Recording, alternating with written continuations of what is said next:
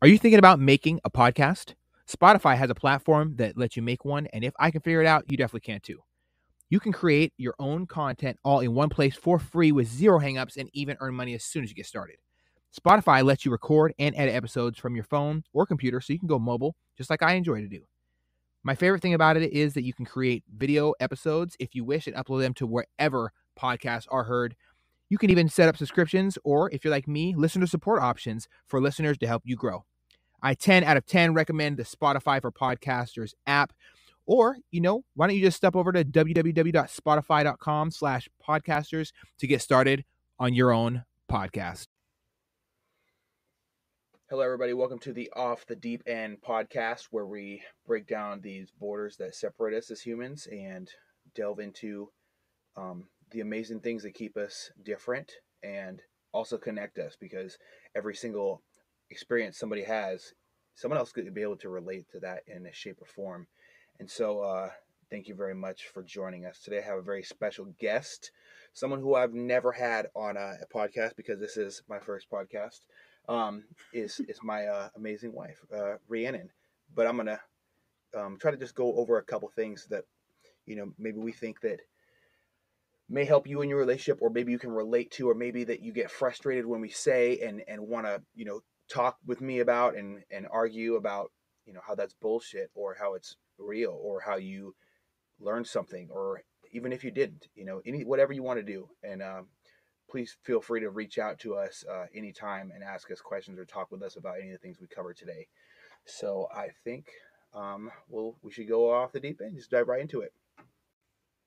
Okay, so Rhiannon, thank you so much for taking time out of your very busy schedule, which is, an understatement as it is, to come over and talk and open up a little bit for the people. We get a lot of kind of questions, I would think, about how a relationship functions, why our relationship is different than most of them in this day and age, and why we have this perceived happiness that it's almost like a dream come true for me personally.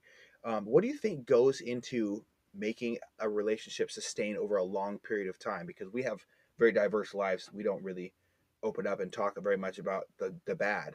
Right. You want to go over what makes the bad not important because the good kind of shines through? Well, first of all, I'm super honored to be here. Thank you for having me. Thank you.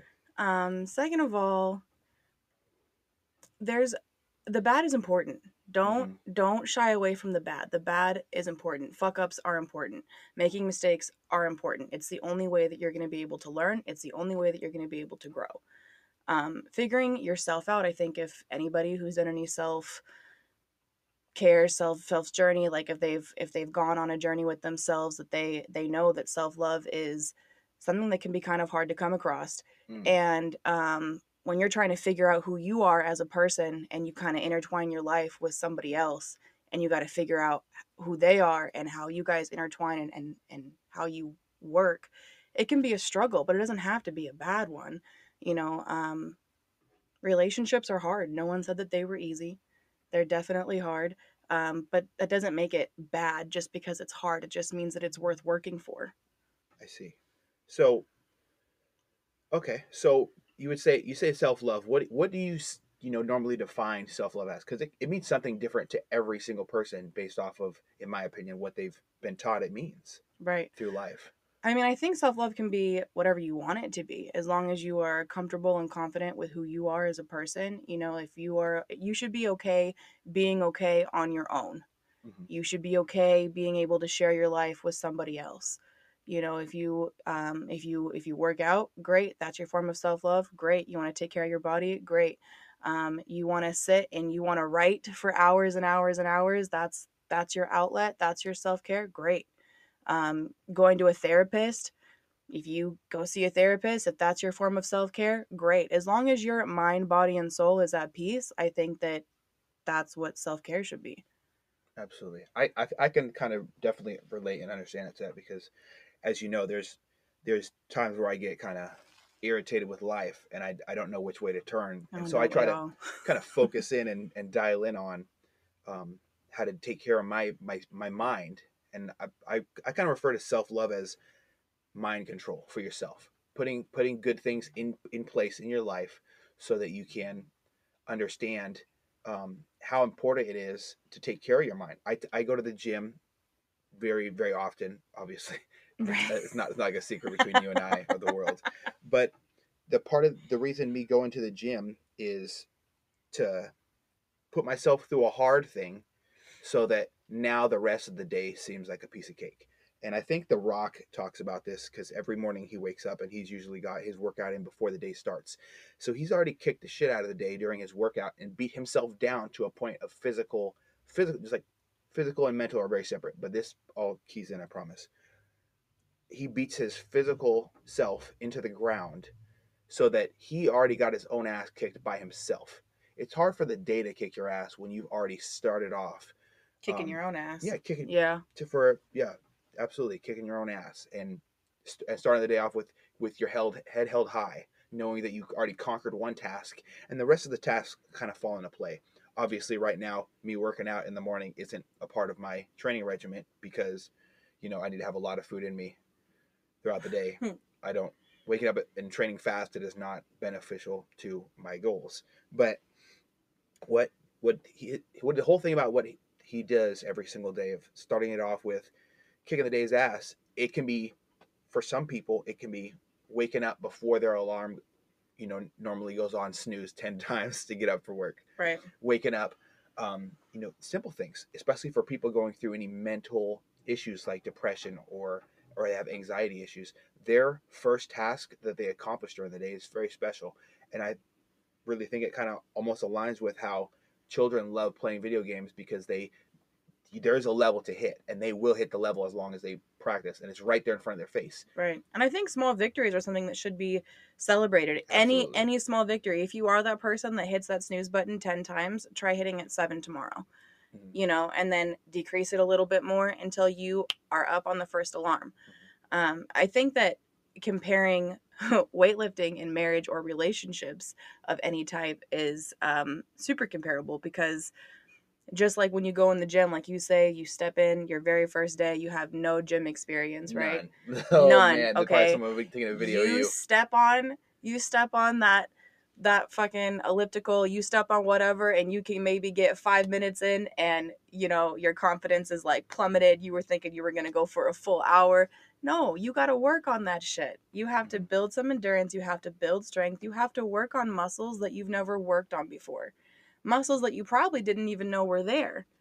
Well, same thing in relationships. You have to work things out. You have to strengthen that bond, strengthen the muscles, and figure out things that you didn't even know that were there. And you have to work on them. You got to build it up until it is where you want it to be. I see. Obviously you're comfortable talking about this. Have you ever been strained so much in your relationship that you didn't think there was going to be another day of it, or that you might not want to continue because you thought it wasn't worth the negative to have the perceived positive that there could be? There's always been stressful days. Of course there's stressful days, but I don't think there's ever been a time where I was like legitimately set on like, okay, this is it. I'm done. I can't do it anymore. I think that thought comes across everybody, especially on the really, really hard, dark days, but I wouldn't want to ever, there's not anybody that's worth going through what we have gone through. And I'm not going to sit here and say that it's easy or whatever. We have a wonderful marriage. We have a bright future. We have a wonderful home. We have a wonderful relationship. But it took us some time to get here, and it wasn't a smooth sailing road, but as far as just like giving up, and I don't think I've ever just wanted to just like give up and be done. There's nobody out there that's worth the hard. I see what you're saying. There's nobody else out there worth it to go through the struggles, to go through the pain, to go through the happiness, to go through everything. I wouldn't trade anything that we've gone through, good, bad, or indifferent, to give it up and throw it out the window. I see. I think that kind of and I have to remind myself of that too. Like even through the dark days, I have to remind myself, of how those. do you just tell yourself, oh, you know what? it's gonna be working out on the other side? Or is there like a light that shines in the darkness to you? Is it the time you put into it, or is it how it could be in the future? Is it hope? Is it faith? What is, in one word, sum up what it is? I don't know if I can sum it up in one word, but the end thought is I wouldn't ever want anybody else to be the father of my children, Okay. ever. And So what for gives that, that? and What what is that? Why is that a thing? because you are the most respectful, the most hmm Like what is it strict, certain but not. qualities? Like, Well, there's a bunch of qualities. What do okay. you? There's a What bunch of no, I'm just qualities. I'm just Let curious. me get Is there. it qualities, or is it moral? Like, what is it? Is it physical characteristics, or is it more of a It's moral. It's constitution? spiritual. It's your characteristics, the way that you carry yourself, the way that you are with people, the way that you interact, how kind you are, your involvement in the community, your push of drive to others, your inspiration to others. I could only hope that our kids turn out to be a fraction of how great you are, Well, that and is turn it into highly something flattering. 1,000 times better because, they're our kids. Well, that's a beautiful way of putting it. Thank you for the compliments. Okay. Hmm. You said something there that really really strike my fancy. You spoke about our kids. You want them to have certain characteristics. Hmm. Do you think that you carry some of those same characteristics that your parents had? Like, because I understand that we're talking about this from a generational standpoint. We're passing it down. Do you feel that you have certain qualities from your mom and your dad that helped you become the person that I see in front of me today? I mean, well, yeah, Okay. my parents were both very uh, strong but hard-headed people, and very sarcastic. Do you think you're strong and hard headed, or sarcastic? I think I'm all of those things. I can definitely be stubborn. Um, you know, I definitely have a couple of things to work on. I think everybody has things that they can work on. But I think identifying them is really important. For a long time, I was working on like my aggression and my anger and like lashing out, and finding healthier ways to communicate my feelings, especially in my marriage, because everybody I think knows that it's the easiest to lash out to the person that you care about the most because you know that they're not going anywhere until they do, you know. Mhm. So that's always a possibility. I don't think that anybody should take for granted the possibility. I see what you're saying. Do you where do you get this kind of sense of self awareness? I wouldn't say self consciousness because people often say that in a negative fashion. I noticed that you're very self aware. You're catching these things that you're not liking about how you conduct yourself when you're um, uh, I don't know how to describe, under stress, frustrated. You said you're dealing with lashing out. What gave you that sense of self awareness? Was it just the person you want the world to see you as? Was it you having a amazing moral compass, which I'm pretty sure the world knows you have? But what Thank was you. it specifically?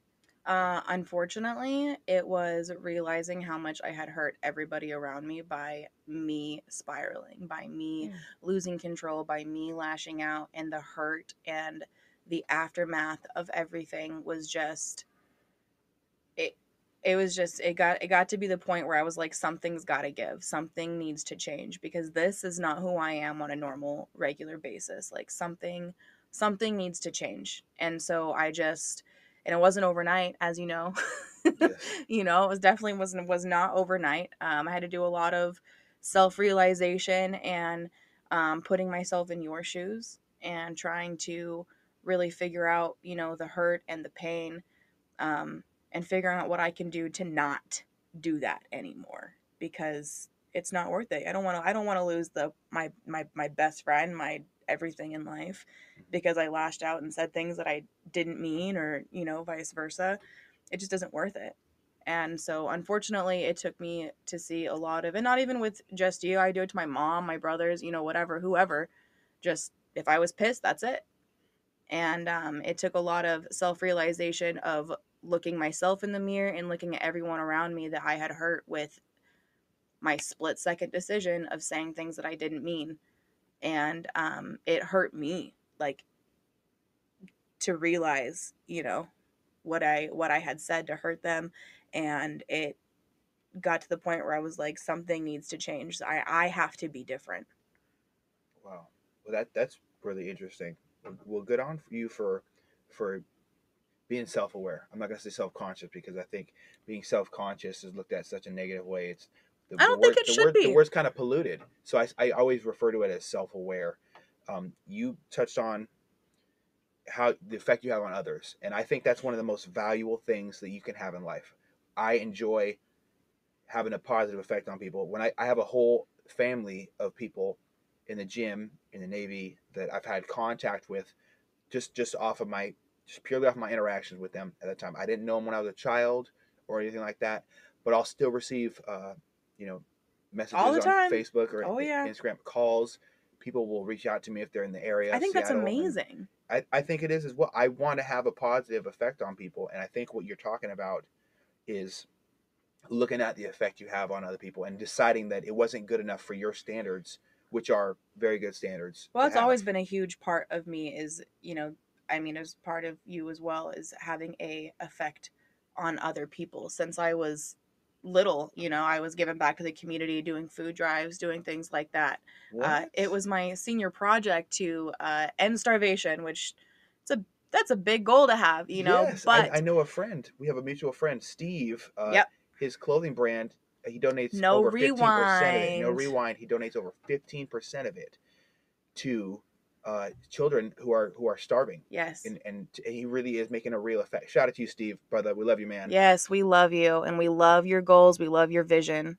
But why don't you go into a little more of the food drives? As a Um, child, oh yeah, what? lots of food drives, and I was a Girl Scout. Girl Scouts, what I mean, it was my thing, but not really my thing.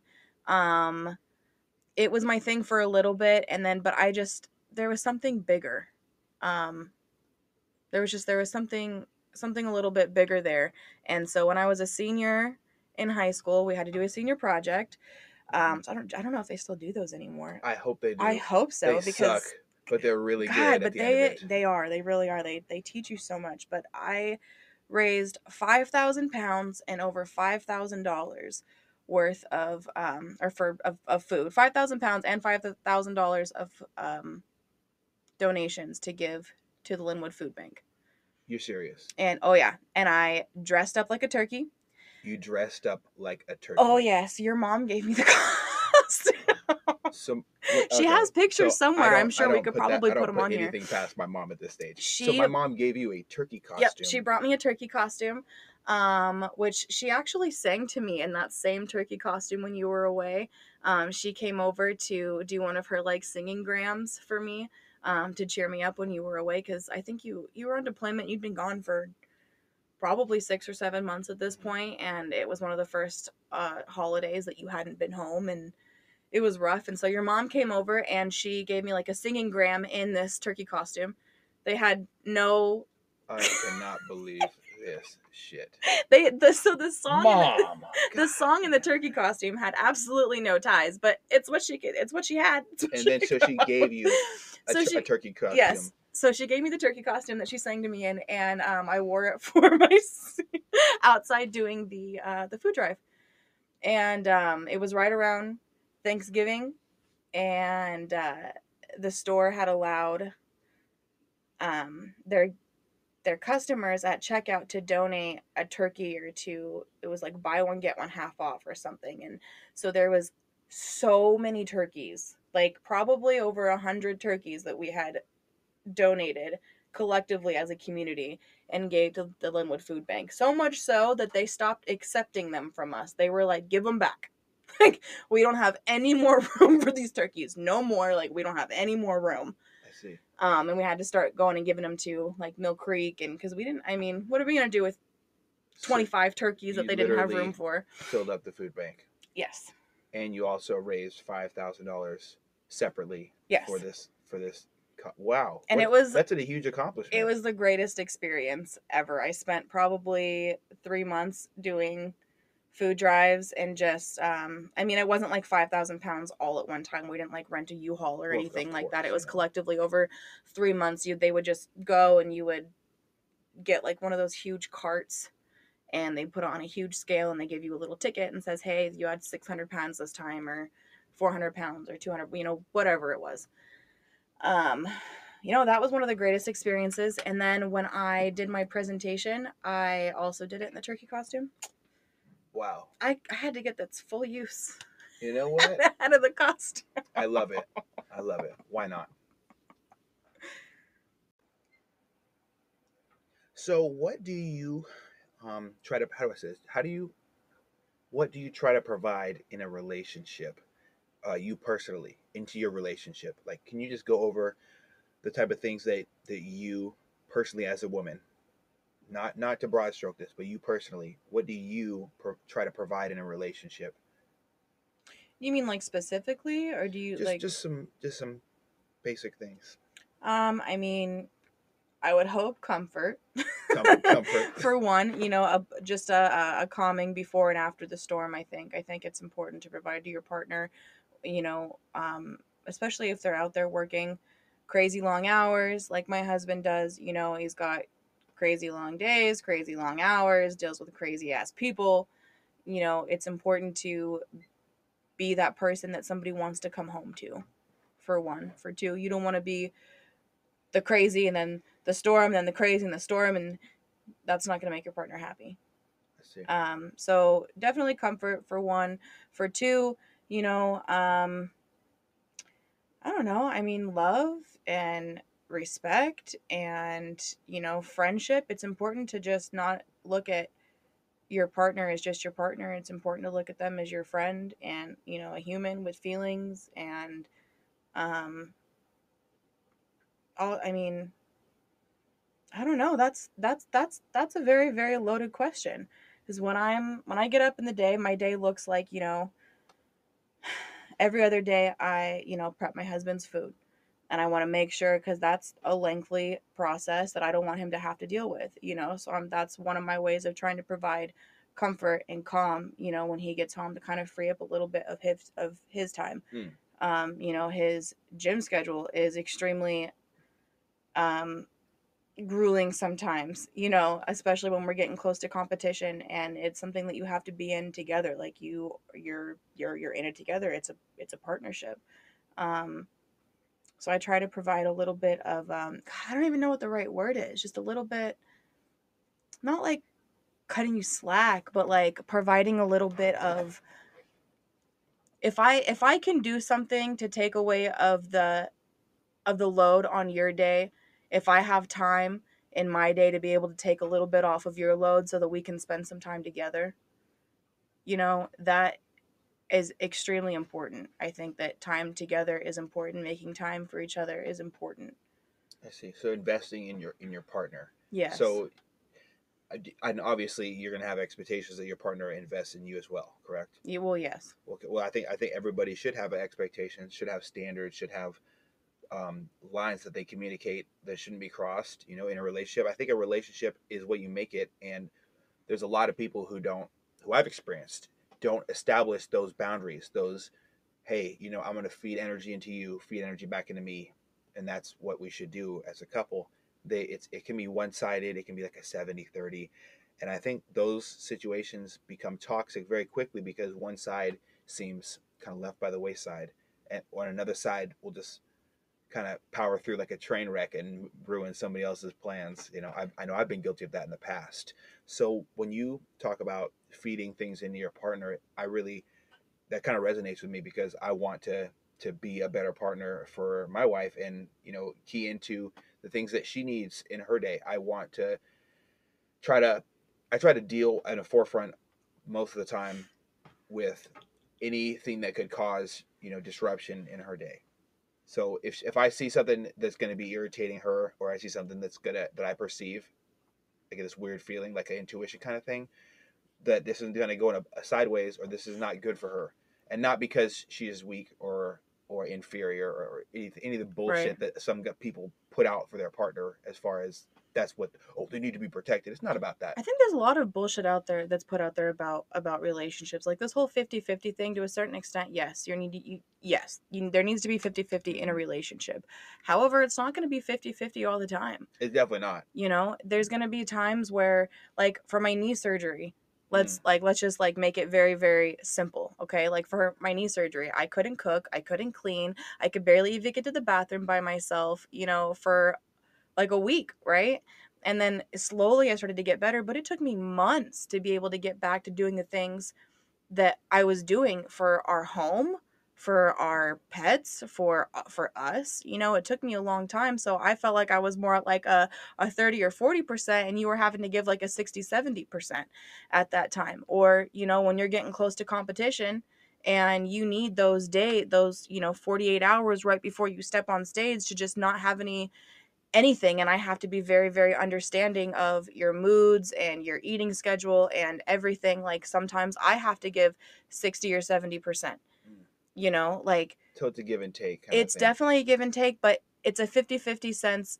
It's 50-50 in the sense of you guys take turns giving more or giving less. If you're in You a understand what I'm saying? positively functioning Right, relationship. right. Okay, because I see I a don't mean lot that that in don't like a have that. negative, like in a negative way. I mean, just sometimes you're going to have to come through for your partner when they can't come through for themselves, and vice versa. And that's just how you're going to have to make partnership work sometimes, because I got news for you. Nobody's perfect, and nobody's going to be fully functioning all the time because we're human. Yeah, that's a I weird, didn't know if it's a anybody knew that. crazy weird thing. We're all human. We do make mistakes. Yeah. Do you find it kind of difficult to kind of put that into words sometimes when you need your partner to kind of step up, or Oh my God, yeah. or do you try to make try to make an effort to say, hey, you know, I've had a shit day, I need you to take the reins on things? Now, I think now I'm better at that. Maybe 4 or 5 years ago, probably not so much. Well, what do you mean? I mean, first of all, it's a lot, especially for a person that has I mean, I don't want to call myself like a prideful person, but I definitely take pride in myself, and I definitely take pride in the things that I am able to do, and I take pride in my independence. As you should. And so, I think that everybody should. But I think that I was over prideful in a sense where for a long time it was really, really, really hard for me to ask for help. Hey, I need help. Hey, That's really deep. I'm having a bad day. Hey, I'm not okay. It took me a really long time to figure out that it was okay not to be okay all the time. I think there's a song that I shared with you that says it's okay not to be okay. Jessie J, Yes. Who You Are. Oh, It's yes. a very lovely song. She's quite a lovely artist. I've followed her She's for a while. Extremely great vocalist. Yeah, ridiculously good vocalist. But I definitely can relate to that. It kind of makes me a little bit emotional when I hear you talk about things like that, because it not being you feeling like it's okay not to be okay, that's something that society and that the people that raised you and the people that are around you, they give you these notions that it's not okay to be okay at certain times. And we live in a very, I wouldn't say cruel world, I think the world is pretty soft actually, but a very cold world. There's not a lot of warmth and a lot of love and positive energy and authentic relationships that surround me. I have 5 good friends, I would say, because all the rest of people that I know would openly or secretly cheat on their partner, and I really can't fuck with that. Like as a man, you know, I know we're in a world that doesn't like to say, "Oh, you're a man, you're a woman, you have a certain role." As a man, I have certain expectations and standards for my friends. My friends, if you cheat on your fucking woman or your man, I have a bunch of gay friends too. I don't care. I love it. A bunch of friends that are, you know, they're in relationships as well with men. If you cheat on your partner, whether it's a guy or girl, I can't Just your fuck with you. partner in life. I cannot period. fuck with Yeah. you. But that's just my standard for, especially for men, I because think disloyalty. you're gonna Just teach period. but like I've had a very, I know Trevor calls it a checkered past. I would say it's a very I've had a lot of dark parts of my life where I was fucking with some motherfuckers that shouldn't be fucked with, you know, and Right. like I can't, I have a standard for them. If they wouldn't hurt somebody for me or keep me safe, just like I would for them, you know, we need to have that same understanding for each other. Brothers look out for each other. And if you cannot honor your woman or your partner, whoever that may be, even for, I judge my women friends this way as well now. Yep. It took me a while to figure it out, but it's a Absolutely. It goes standard. both ways. You need to have respect for your partner. If you're in an open relationship and you guys fuck each other, good for you.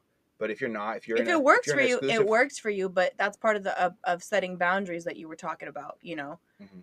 If You you're have to. yeah, absolutely, you have to set these boundaries. And Yep. if you're in an exclusive relationship and you're disloyal to your partner, you probably be disloyal to your homies or your however you refer to them, Right. your constituents, your people that That's you. your queen, that's your king. Like Well, how you yes, treat them matters. well, absolutely. And if you're not in that type of sense, I don't like when people get married and like, oh, that's my wife, I love her so much, and they go cheat on it. Like that, bro. You're a bitch in my eyes. I Yep. don't have any respect for people like that. And I don't refer to women as bitches. There's, but it's so disgusting to me Well, a that we have woman this can't be a big bitch. A bitch is a bitch. a bitch is a bitch. You know what I'm saying? But um, what I was trying to explain is that I can't have these people in my life that do not have that love for their partner. And when you talk about it okay not to be okay, we have a society that has standards where we lose respect for people, and people that you grow up respecting, you very often, more so than not, you lose respect for people that you grew up with because they don't instill these things into you. Like, I know I have a lot of Yeah. people in my family I won't even speak to, not because I hate them, but because they're toxic, and Yeah. Toxic it's is weird. toxic. It doesn't matter if it's family, friends, doesn't matter if you've known them your whole Mhm. life. Toxic is toxic.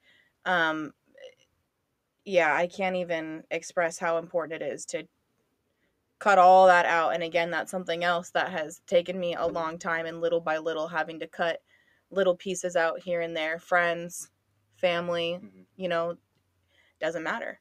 It if they are messing with my personal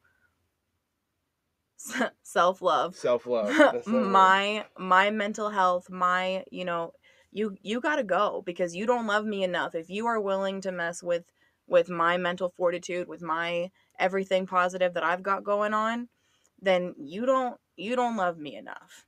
You Yeah. don't, just period. I don't even know another way to say it. Just that's it. Absolutely. Finito. And I think you can take the energy that you're giving to that person and kind of redirect it into yourself and love yourself more. But because you're respecting yourself, you're respecting your boundaries. Like we talked about a little about Yeah. boundaries the other day. Having respect for people's boundaries is important. I'm not gonna go up because we have boundaries in our relationship, and I molded my life around the boundaries in our marriage and our relationship because it's important. I won't do something that would actively dishonor you or Right. or show a lack of faith and trust in our relationship, because there's this trust you have to have between your partners. Do you And think that's do very you think that important trust not is to important? break.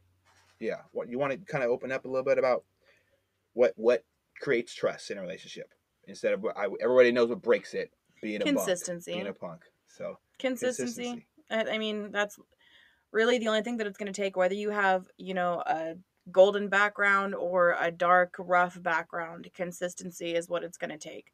Um, because someone has to show you over and over and over and over and over again that they're going to be there for you. They got to show you over and over and over and over and over again that it's okay to come to them when you're upset. You have to show them over and over and over and over and over and over again until they trust you. You have to build a bond. You have to build a sense of trust.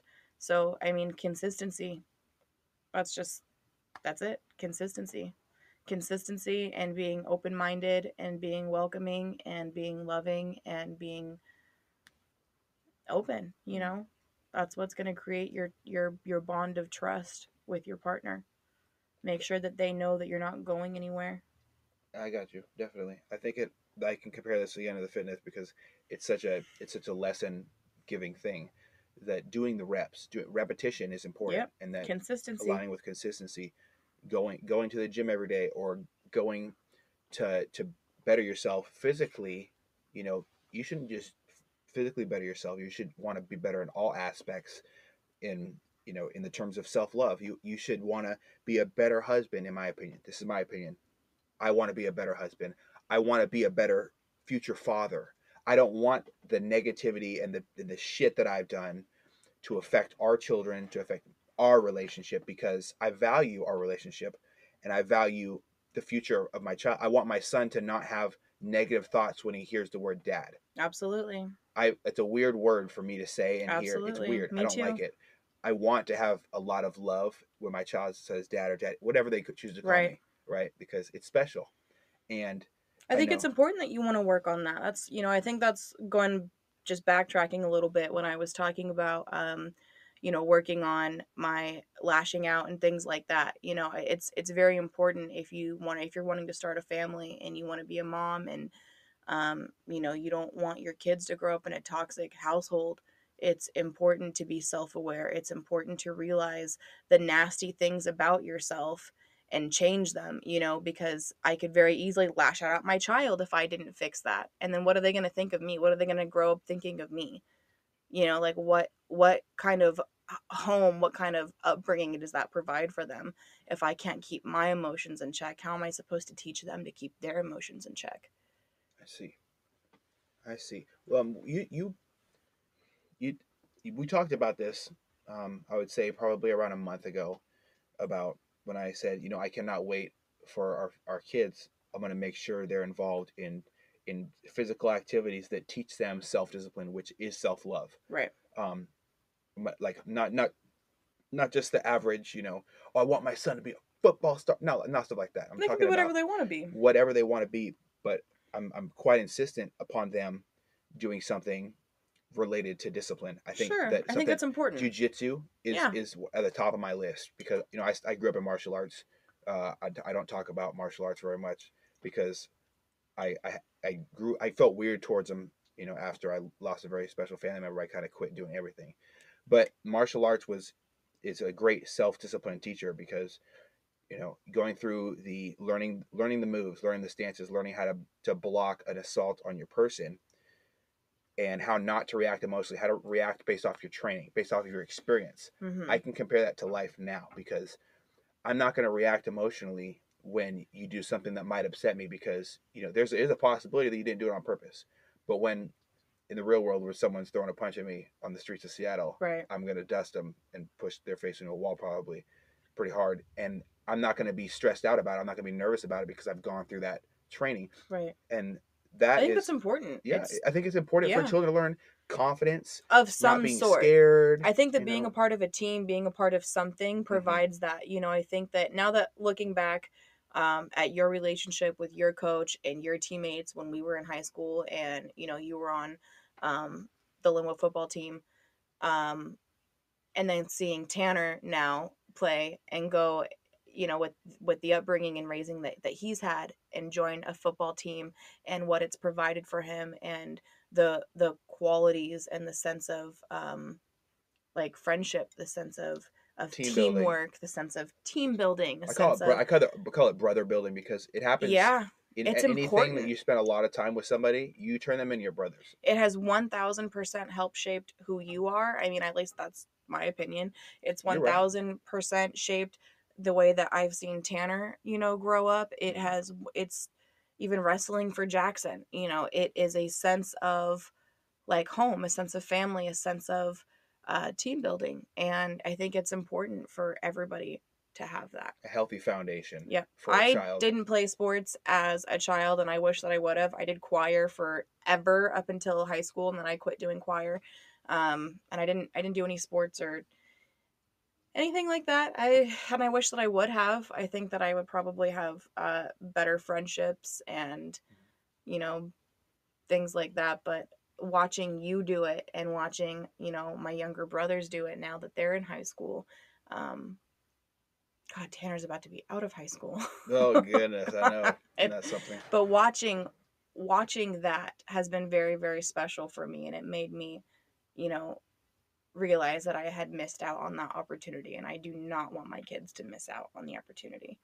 Do you think that there should be a healthy mixture of team building classes or exercise team building things, and also mixed with you know more isolation sports like jiu-jitsu? It's you versus you mentally, becoming better every day, so that you can deal with an opponent tactically Yeah. using your I your think that that would skills. probably give everybody a jump start on the things that I was talking about way early on in the podcast about being okay with yourself as well as being okay with a partner, Mhm. being okay with others, just being okay either way. I think it's important that those things like jujitsu and being part of a team and things like that, it's able to provide that because you still have to be mentally focused. And if one person's off, they're all off, right? I got you.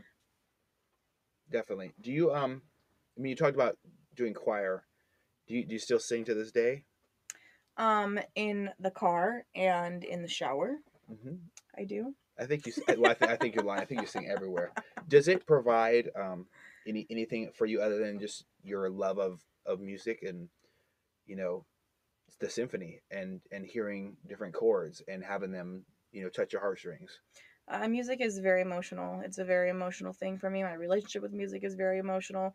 I think music is a very, very special thing that can provide you with a whole array of feelings, um, whole whole spread of memories. They can bring you back to that wedding day, or um, the day of loss, or the day of joy, or day of birth, or day of whatever, or just that day you were dancing with your husband in the rain. Well, it's raining right now. Should we go? No. No, I don't want to take you from your husband. Yeah, I know, Oh I my know, God. I know. Too humble. Well, I definitely enjoyed music as well.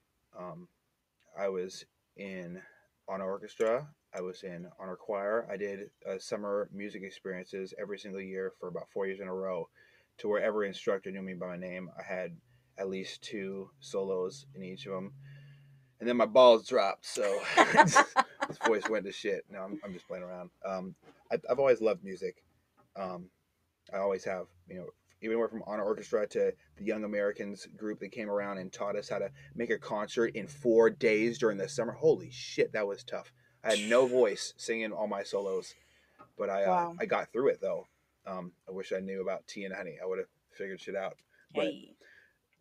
I definitely think that music can be so helpful to a lot of people. Anytime I'm dealing with a friend who is going through a tough time, suicidal, depressive, I think that's the right word. I don't even know.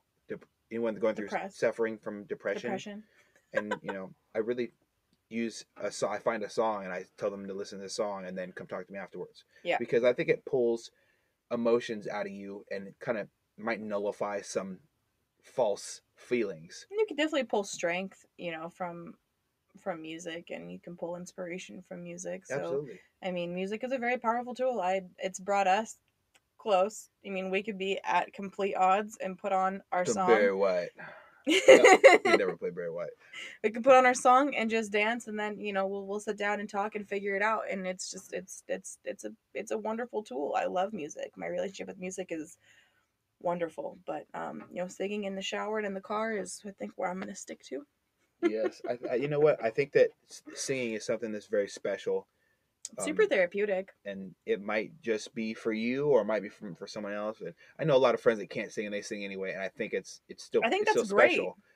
I don't think that just because your vocals don't sound right doesn't mean you shouldn't express yourself in some form of music. And I have friends that play the piano. I've always been amazed by the piano. It's my favorite instrument by far, next to the cello, which would be probably my second. But I love music, and I think it's extremely beneficial for anyone going through a hard time. You shouldn't go and find a sad song. You should find a song that makes you think and help you think through your problems, Right. because it can happen. I do it. I'll do it. I'll sit in my car. If I'll get home at like 2 a.m. from some nights from when I started work at 6, and I'll sit in the car and play a song before I come in and just decompress, because you don't want to bring stress into my home. I do not want to do that. And I think also, decompressing is super important. yeah, Even if you just allow yourself, like I started telling Jackson, because Jackson, sometimes he gets super super frustrated, and then I get really frustrated, and sometimes it's been a really really long day, and when you're dealing with two kids and two dogs and a house, and it can get overwhelming, and so sometimes I have rough days and I get really frustrated.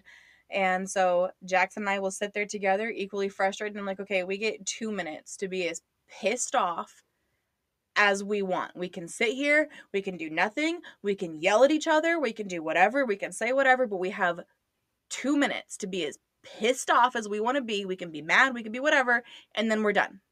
I like And that. then we move on.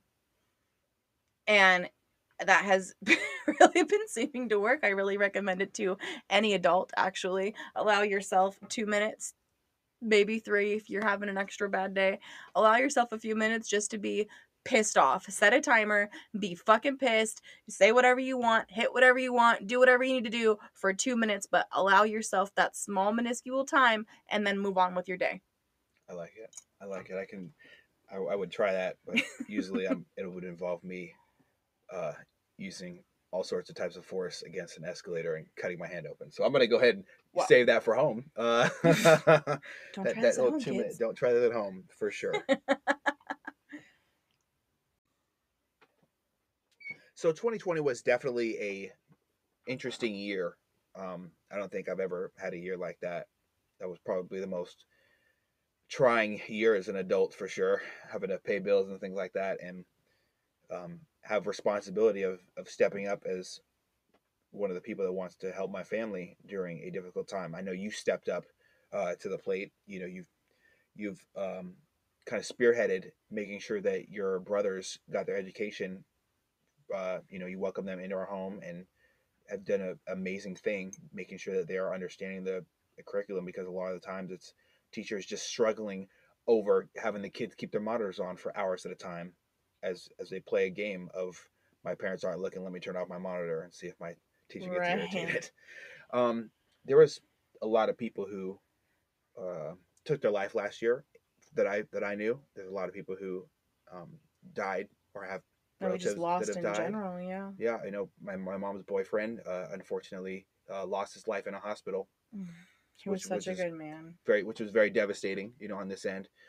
What's something that you struggled with last year that really irritated you? I noticed that I watched you as the world became more jaded. You're a very loving person, and as the world became more jaded, some people took those jagged rocks that I would call their political views or their heart, and instead of talking with you, just conversing and sharing information in the age of information that we live in, with computers being able to order you new parts on your car, upgrading Teslas at a click of a button and things, you know, what some things that you struggled with? Because I know people, you had a lot of friends that turned on you in a negative way and judged gosh. you without even talking to you. They judged Friends, you. family, the election was rough, and I've never told anybody in my family or anybody that I'm friends with, like, if you believe one way or the other, that I'm not going to be friends with you, or I'm not going to talk to you, or lash out at them in like a negative, like, wish ill on them type way, It's very mature of you. And the amount of borderline hate mail, I would say. And I mean, I wasn't even really out there with my political views or anything like that. Like, I wasn't on there like trolling anybody or like really like putting my opinion out there or anything. It was more stuff of like, your husband, sees this and or believes like this, so you need to believe like this, or you must believe like this, or whatever. Or they'll just take something completely out of context that you've said, and then all of a sudden they end up in my inbox, and I'm a white nationalist and I'm all of these things, and I'm like, wait a second. You mean to tell me that some dumb fuck told you, who has your husband is half black and half white, right? yeah, So on one side of this, that the black side, you have his grandpa being a Black Panther, and the other side, his grandfather wouldn't hold him as a child because he was black, and you're a white nationalist. yes. Oh wow, what a world we live in. I mean, but that's just ignorance. I mean, that doesn't even make sense. So obviously they don't know what they're talking about.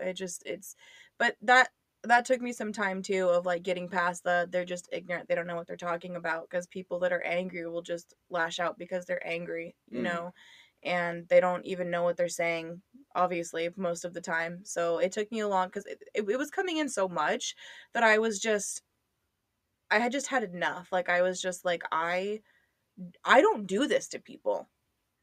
I can't even form my lips or bring my thumbs to the keyboard to say anything like what these people were saying to me, for no reason. I did nothing to these people.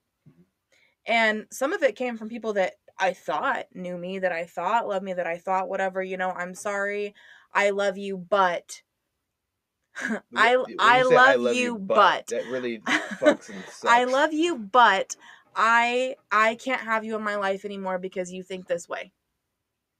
I can't, and I'm like, Hmm. okay. I mean, that's kind of a you problem, right? Like that's not a me problem. If that's what you choose to do, if that's how you choose to handle it, if you choose to be closed-minded like that while preaching to be open-minded, then hey, you do you, boo. Um, Absolutely.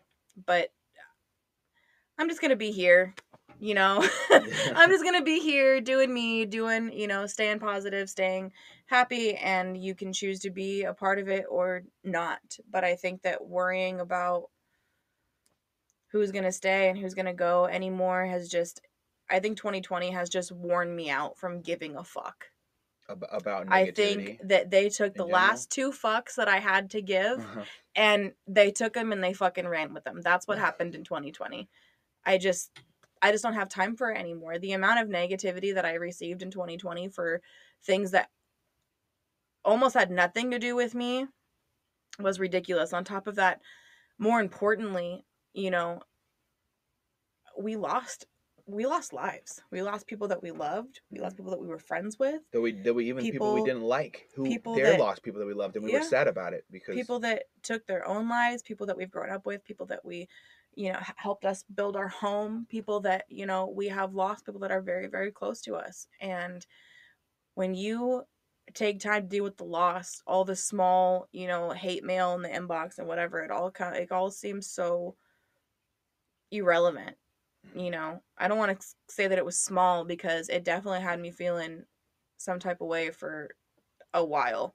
Like I was absolutely. like super upset about it and I just didn't know what to do about anything. I didn't respond to anything and then it was almost worse when I didn't respond, right? Because then I'm a pussy and I'm this and I'm that and it was like there was no winning with these people. There is no winning with hate. There is no winning with evil. You got to let that shit go and sometimes that's just as hard as trying to reply because sometimes people say something that really strike a nerve and you just want to go back to being the old Rhiannon and lash out and tell them about themselves and put them in their place.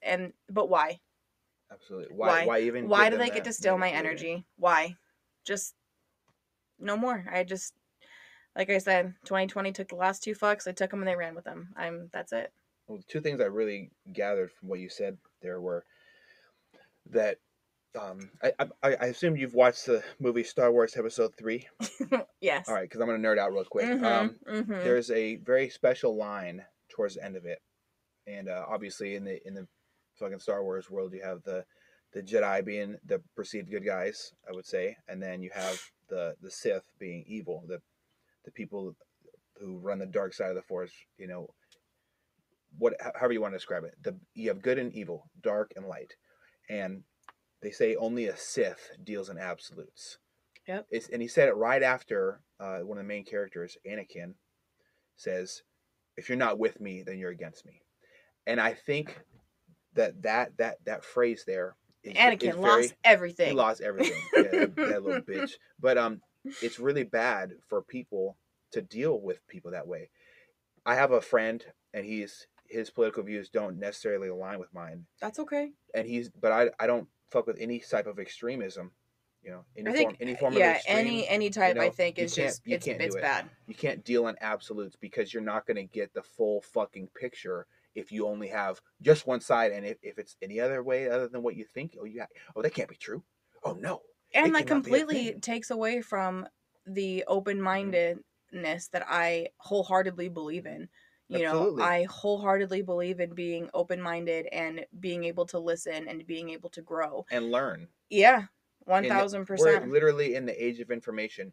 If you don't want to know the truth, there's probably an underlying reason behind that because you want to be right more than you want to be authentic, Right. to have truth behind what you say. Right. I would never ever sacrifice my ego, or I would never put my ego before my heart in a sense of wanting to not know the truth. I value other people's speech. I value other people's love they have in their hearts for things, and I try to provide a meaningful conversation when I find somebody who doesn't believe the same shit that I believe. Right. I don't need to deal in absolutes. I'm gonna be straight up. There's a lot of things that I don't fuck with that Trump said. There's a lot of things that I fuck with that he did said. There's a lot of things that I fuck with that Bernie Sanders, Tulsi Gabbard said that I don't fuck with, and a lot that I love about their ideology.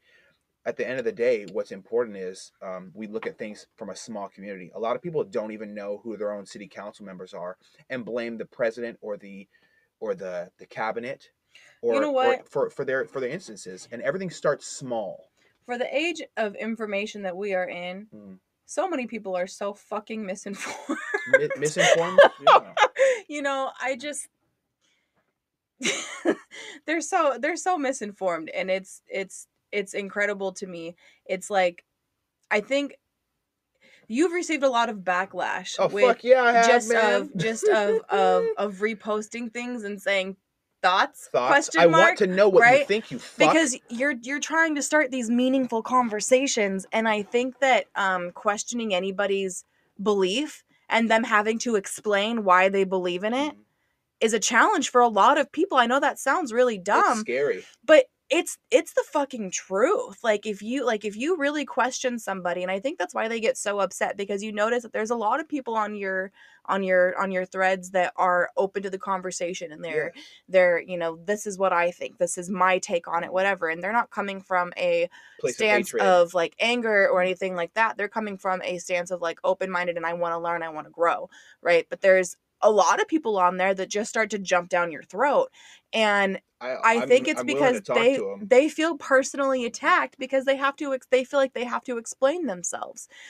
And what's funny is that you're not actually talking to any specific individual. You're I just said the word asking thoughts. for thoughts, I want right? to know what you think because I value what you think. I think that people are terrified of having to explain what they believe in and why. Or maybe not what they believe in, I think why. I think also perfectly aligned with that. I think it's like a 50-50 between that and the fact that a lot of people don't want to be on the wrong side of a situation. People want to be good people. I don't think there's a lot of people in the world besides what the news and these sad organizations Media that is make money off of clickbait. evil.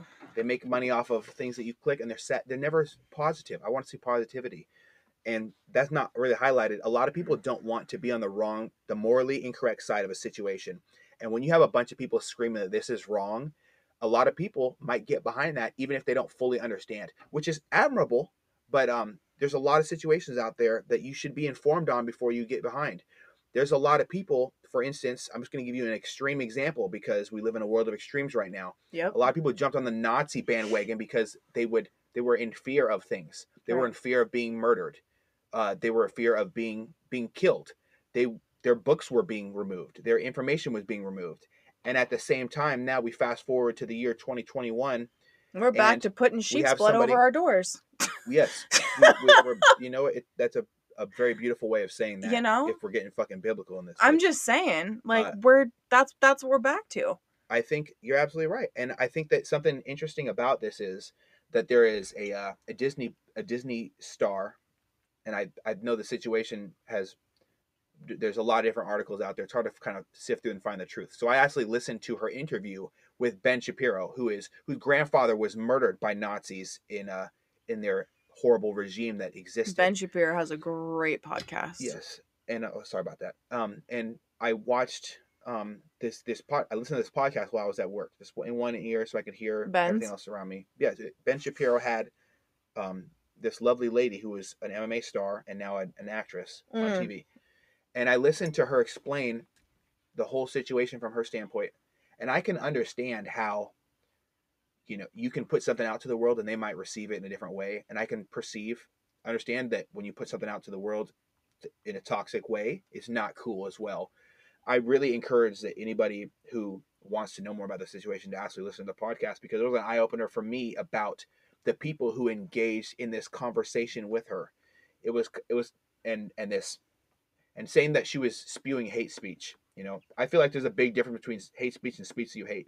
And when I study the Nazi regime and how they came to power, I know about how they went into Africa. I know about how they hunted down people who were gay. All these things. There were so many things that you could be killed for by the Nazis. And it was really hard for me to kind of understand why anybody would not want somebody giving their opinion openly, right, in this beautiful country of America, about why things that are happening in our world now in our country are aligning with things that the Nazis did. There's nothing positive that the fucking Nazis did. Right. If I'm telling you that your book is hate speech, if it doesn't preach hateful rhetoric, is it hate speech? No. It do I just because I don't like it? It might be speech that I hate, Yeah, I was about to not hate say there's speech. a difference between hate Speech speech and speech that you hate. and I think that as a society, we're starting to not look at things from the angle of love and more of the angle of hatred. If we look at things, if I put on fucking DUI goggles, I'm gonna see things from a drunk perspective. Apparently, I've never been drunk enough to look at shit like that. But if I did, I would see these from a blurred perspective. And I think that society is looking at things with a blurred perspective instead of having a conversation like this right here. I don't agree with a lot of things you agree with, but I'm willing to listen to them Yeah. because you know why? You're a human being, and I might be fucking wrong. And Yep. I think that's worth the effort of And that's figuring out. huge to say. That's huge to be able to like admit. It's huge to be able to be open about. Yeah, we got to peel back these layers and see who we are, what we might be wrong about, what we might be right about. There's no If you reason. don't, you won't grow. If you won't, you don't grow. You're gonna. I don't want to stay the same in the age of information. I want to Mm-mm. have a Tesla because in the future, I want to have but I want it to be something that doesn't impact. I don't know. Impact the world worse than gas. I want to do the best thing for our environment. I want to do something that's not the new big green fucking deal. I Right. want to do something that really benefits the environment. I want to go out to nature and pick up things as a community member in my community that shouldn't be on the ground that are polluting the area. Yep. I want to personally do that, and we can all do our part. We don't need our tax dollars necessarily to be increased to benefit. There's a lot of tax dollars out there. You don't. Maybe we can cut funding somewhere else. It's just a thought. It's not my opinion. It's just a thought that we could have. I think once a month we should organize a team to go pick up Yeah, garbage in the I know that when we community. go shooting from now on, I'm going to be bringing giant trash Garbage bags, bags. and I'm going to fill up the back of our vehicle with trash Yep. because I care about our environment. And if I'm out there shooting the fucking trash out of things, I think I should pick up whatever I leave behind. Also, whatever other people are asshole-ish enough to leave behind as well. Yeah. Yeah. We got to come the 70-30 in our community sometimes. Yes, we definitely have to become the 70-30. Did you have any things about 2020 that you really benefited from, that really were so significant to you, to the way you think about life?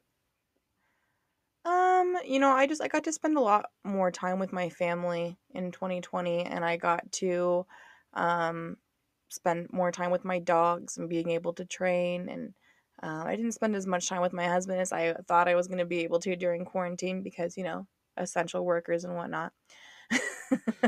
Oh yes, I got this beautiful sign that came with my buddies. He ordered bulletproof armor, Yeah. and he ordered me a special pass that says "Hello, my name is Essential." So I wear that on my jacket every day at work. So I really just got to spend time with my family and really experience the growth. And um, I got to put my home together, and I got to garden, which I think is a new thing that I have taken up. When we lived in an apartment, it was a little bit harder to garden. I went from having a couple tomato plants on my apartment porch to having an entire greenhouse that I love to take care of. So I definitely learned a new skill. Um, I found a little bit more peace, a little bit more happiness. I found out a little bit more about myself. I found out things that I, take refuge in, and I found things that I find therapeutic, and I found out more things about myself to be able to grow. And now I'm on the right path to be able to get ready to start a family. how exciting is that?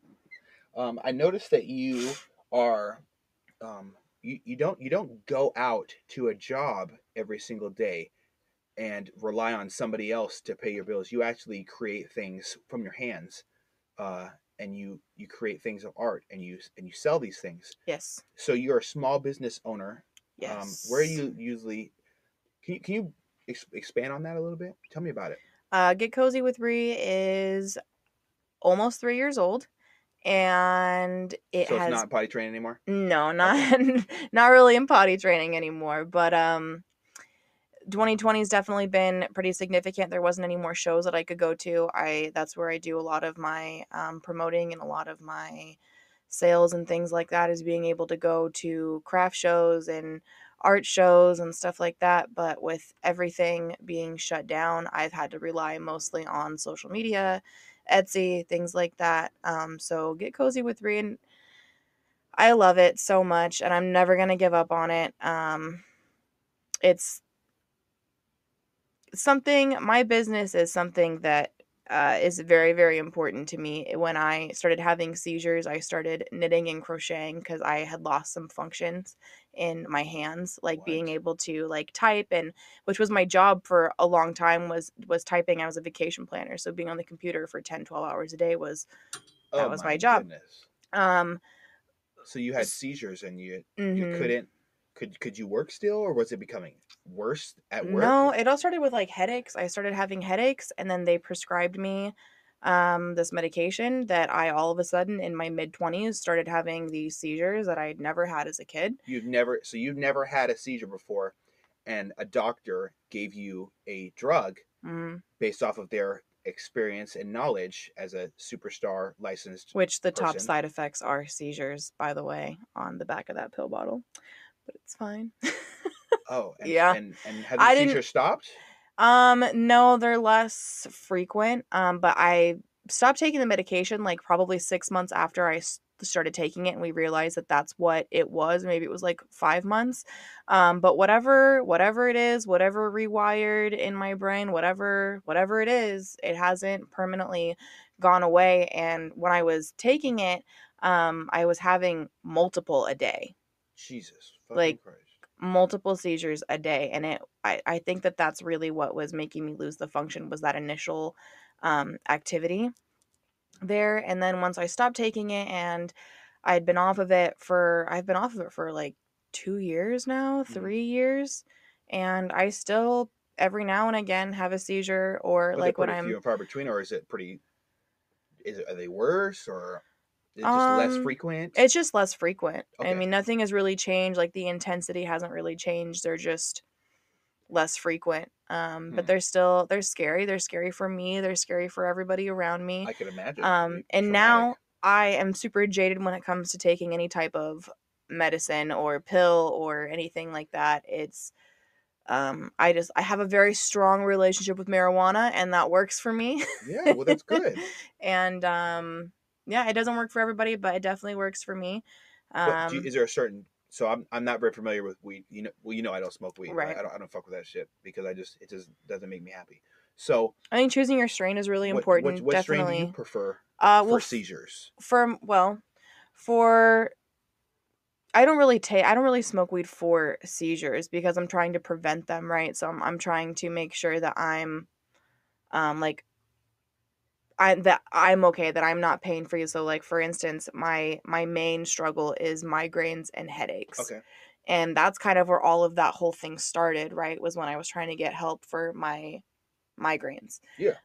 So I stopped taking all of my migraine medication. Because even though they thought that they had figured out exactly what medication it was, I just I just stopped taking all of it.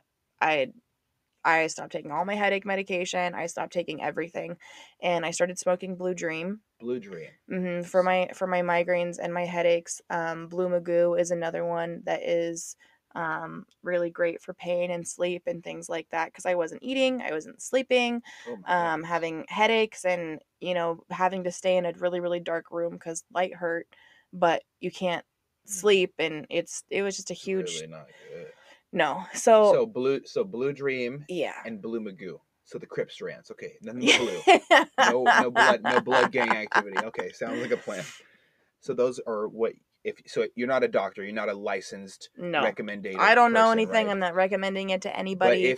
if they would try it, the worst thing that could happen is they get high. So you Well, would I you don't know. I mean, I don't want to speak for anybody. I think it's important to be self-aware about what your body can handle and what you can't. Listen to your body. That's my advice to everybody, is just listen to your body. okay? Just because marijuana works for me, I have several friends that it does not work for them. It's not It's their like, thing. no, it's like poison for them. Like, it does something to their body that has really adverse side effects. Yeah, super adverse side effects. So it's not for everyone. I'm not telling anybody to go out and get fucking stoned by any means, but if it works for you, great. I know lots of people that it does work for, and I know a few that it doesn't work for. I know a lot more that it does that it doesn't, but just that disclaimer out there because everybody is different. Every body is different. I really Yeah. like that. I think we're gonna touch about that phrase you just said a little bit later down the road when you talk about fitness. Because I really want to get into fitness and talking about it with you.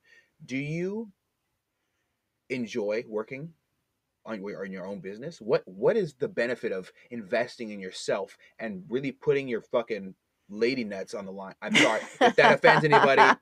I said it. I'm sorry. um What your lady nuts on the line there and really testing your grit and seeing I can do this. Is it what is the benefit of that? the biggest benefit that I've got is putting my name on something that I'm proud of. Looking around and seeing people that are at the gym or at the tree farm or anywhere that we go and they're wearing my Get Cozy with Reed beanie or they're snuggled up to my blankets and they're sending me family Christmas cards with their family and um um sorry they send me Christmas cards with the blanket wrapped around them and things like that. I love it when people send me feedback and things like that. Watching people wear my headbands and stuff like that is always a very, very wonderful feeling. Like I don't know, it's a very good sense of accomplishment. Do you think there's anything more authentic than seeing the fruits of your labor? No, Okay. Do you miss having someone tell you that you're 1 minute late on your lunch break no. or things like that? What do you have any recommendations for anybody looking to start their own business? Do your research. For sure, definitely, and make sure that it's something that you're passionate about. Don't just jump into something because you want to be your own boss because it's not easy. It's definitely hard. It's hard to stay on task. I would create yourself a schedule just like you were at work. Yes, you get to have your own schedule, but you do need to have a schedule. Mm, okay, I got you. Do you think there's I know you and I have both experienced false prophets out there that will kind of loop you, not necessarily a pyramid scheme, but loop you into a way that benefits them more than it benefits you. What do you mean? Like different programs out there that they have that they get you going with different like I know that, we had someone that was trying to talk to us very frequently about joining his online business, and it was a complete scam shit show. Or do you think there's a lot of more false prophets out there than more authentic ways to make money? Well, of course. I mean, I think a lot of those are led by opportunists. Everyone's just trying to make a quick dollar. Absolutely, absolutely. Do you have anything to kind of key in on to how to recognize that? I Like any mean, characteristics that or any red flags that you received from people? Just cold messaging is a dead giveaway to anybody out there that it's just a dead. That is a dead giveaway. That is your number one red flag. Stop cold messaging. Stop cold messaging people. It's like it's the number one thing that everyone tells you to do is cold message, cold message, cold message, cold message. No, stop doing that. That shit's annoying. It does not work. And 9 times out of 10 that I do get those cold messages because it's very, very plain when it's a cold message. Hey girl, I've been seeing your page and I've been no, bitch, you haven't. No, you haven't. You want me to join your team? No, stop cold messaging because 9 times out of 10 I'll get those fucking cold messages that all sound the same and I will hundred reply thousand with emojis. something. I will reply with something like 10 times more sarcastic that they have no, then they a lot of them just don't reply back. They're like, uh what? I'm just I can't do it. It is so annoying. And I don't want to like put them down because I get that they're trying to do something. So I don't want to be a complete bitch to them when they slide in my DMs. But I do want them to realize like what you're doing is not working. Stop I'm gonna cold slide in your messaging. DMs. Better look out. Just don't cold message me. It'll be a hot message. Trust me. Well, thank you for talking about a little bit about that. I think I find your business very intriguing, not just as your spouse and someone that watches you do these things, but I've I've purchased some of your equipment. I've have friends that often seek out you, and they're usually repeat buyers because you're making handcrafted things and they're high quality. I want to just commend you on having the courage and like I said before, the lady nuts, check the ovaries, you know what I'm saying, Oh my to head God. out there and really to really test yourself and find out how beautifully amazing that you investing in yourself and believing in yourself can be. You've done a great job, and I wish you nothing but continued success. How can people find you if they were looking to just see what you're all about? You can just look up Get Cozy with Ree on Instagram, on Facebook. On Facebook right now, it's Rhiannon's Blanket Portfolio because I wasn't allowed to change it because Facebook, It's Facebook. because I love Facebook. Facebook. It's so great. But yeah, definitely check out my work if you guys are interested in beanies or blankets. Absolutely. Okay. Well, I'll definitely try to put the link in the in the area under this. All right. Yeah, I definitely do enjoy your business. So I understand that you went through an excruciatingly painful and very difficult, thing that you persevered through, your knee injury last year. Can you tell me a little bit about what not necessarily how you got the injury, but what the injury was and the steps you took to come back from it? Because I happen to know a few people personally who've gone through the same thing and they're not anywhere near as healed as you are. Well, I wish that they would have just done a full knee replacement, to be honest. I had the only reason that they didn't was because they were worried about arthritis later on in life, which I already have now anyways. So I wish they would have just done a full knee replacement. I think that my recovery time would have been months sooner. Um, I had a tore meniscus, a torn ACL, and a torn MCL. And then a couple of other like ripped tendons around, or maybe something. I don't know. I don't know. It was rough. Like when I looked at my MRI, they gave me a copy, and when I popped it in at home and looked at it, like you could just see it was like half of my knee was just like missing. It was like gone, and it looked like mush. Ugh. And so they had to take part of my hamstring to recreate my ACL and then Wow. put some buttons and some pins to restretch my MCL and my meniscus. So they cut a part of your muscle Mhm. to heal part of your knee. Yeah. Wow, that's and that can be. I've been stabbed before. I know what it feels like to have your muscle cut, but I couldn't imagine having it heal that much muscle that they may or may not have taken from you. And they used on Took a like while. they didn't do it. They did on all everything on the same leg. Like some people choose to have their hamstring from their other leg and use it for their ACL. I just want to do on one leg. I didn't want to be out of commission for longer than what I had to be, and I already knew that it was going to be a long recovery because of the extensive surgery that they had to do.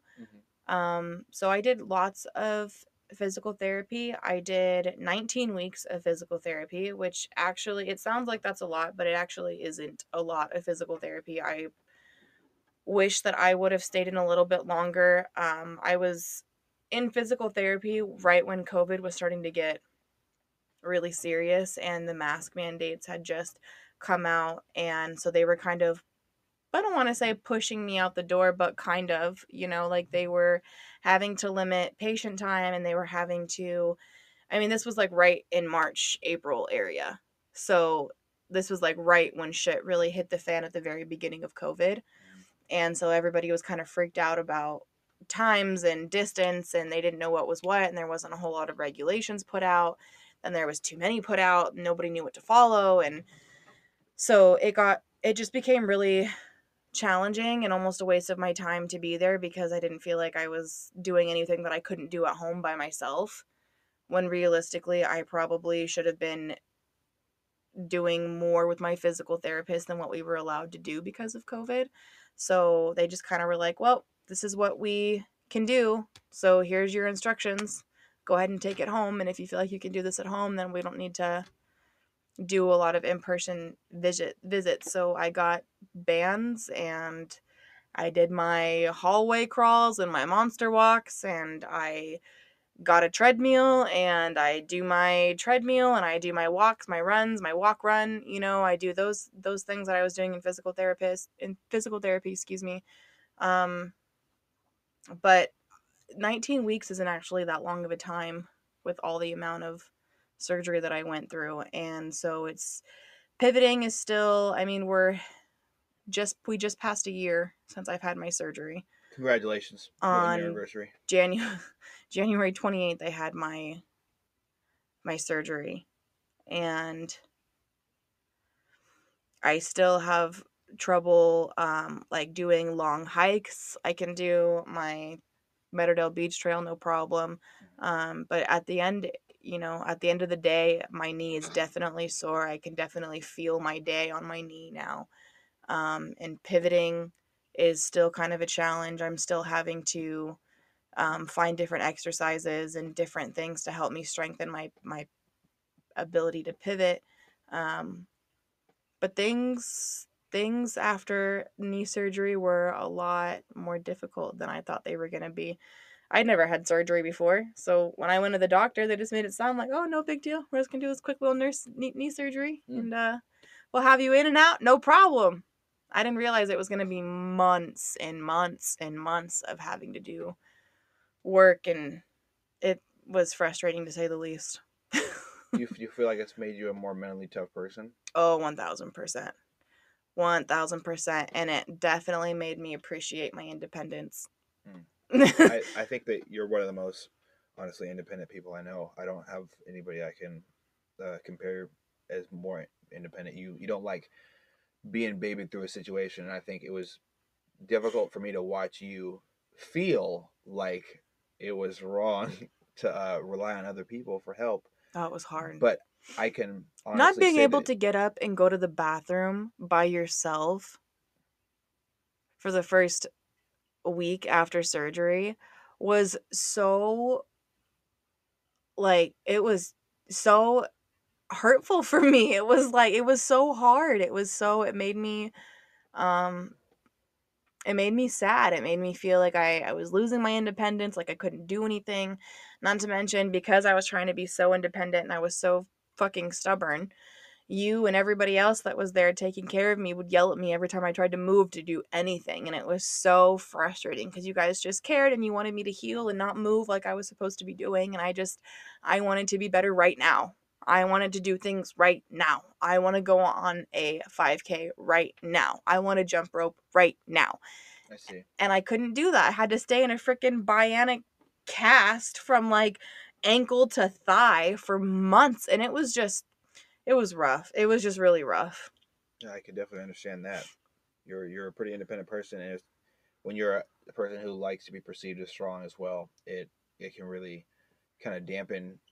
It can send some clouds in that sunny sky of yours when you have to be helped doing something that is the simplest of tasks. And I really want to also commend you on your perseverance. Even after you got done with physical therapy, you continued to do things that would rehabilitate you. You have a low stress squat machine that we have down here. You have a step machine. You have a treadmill.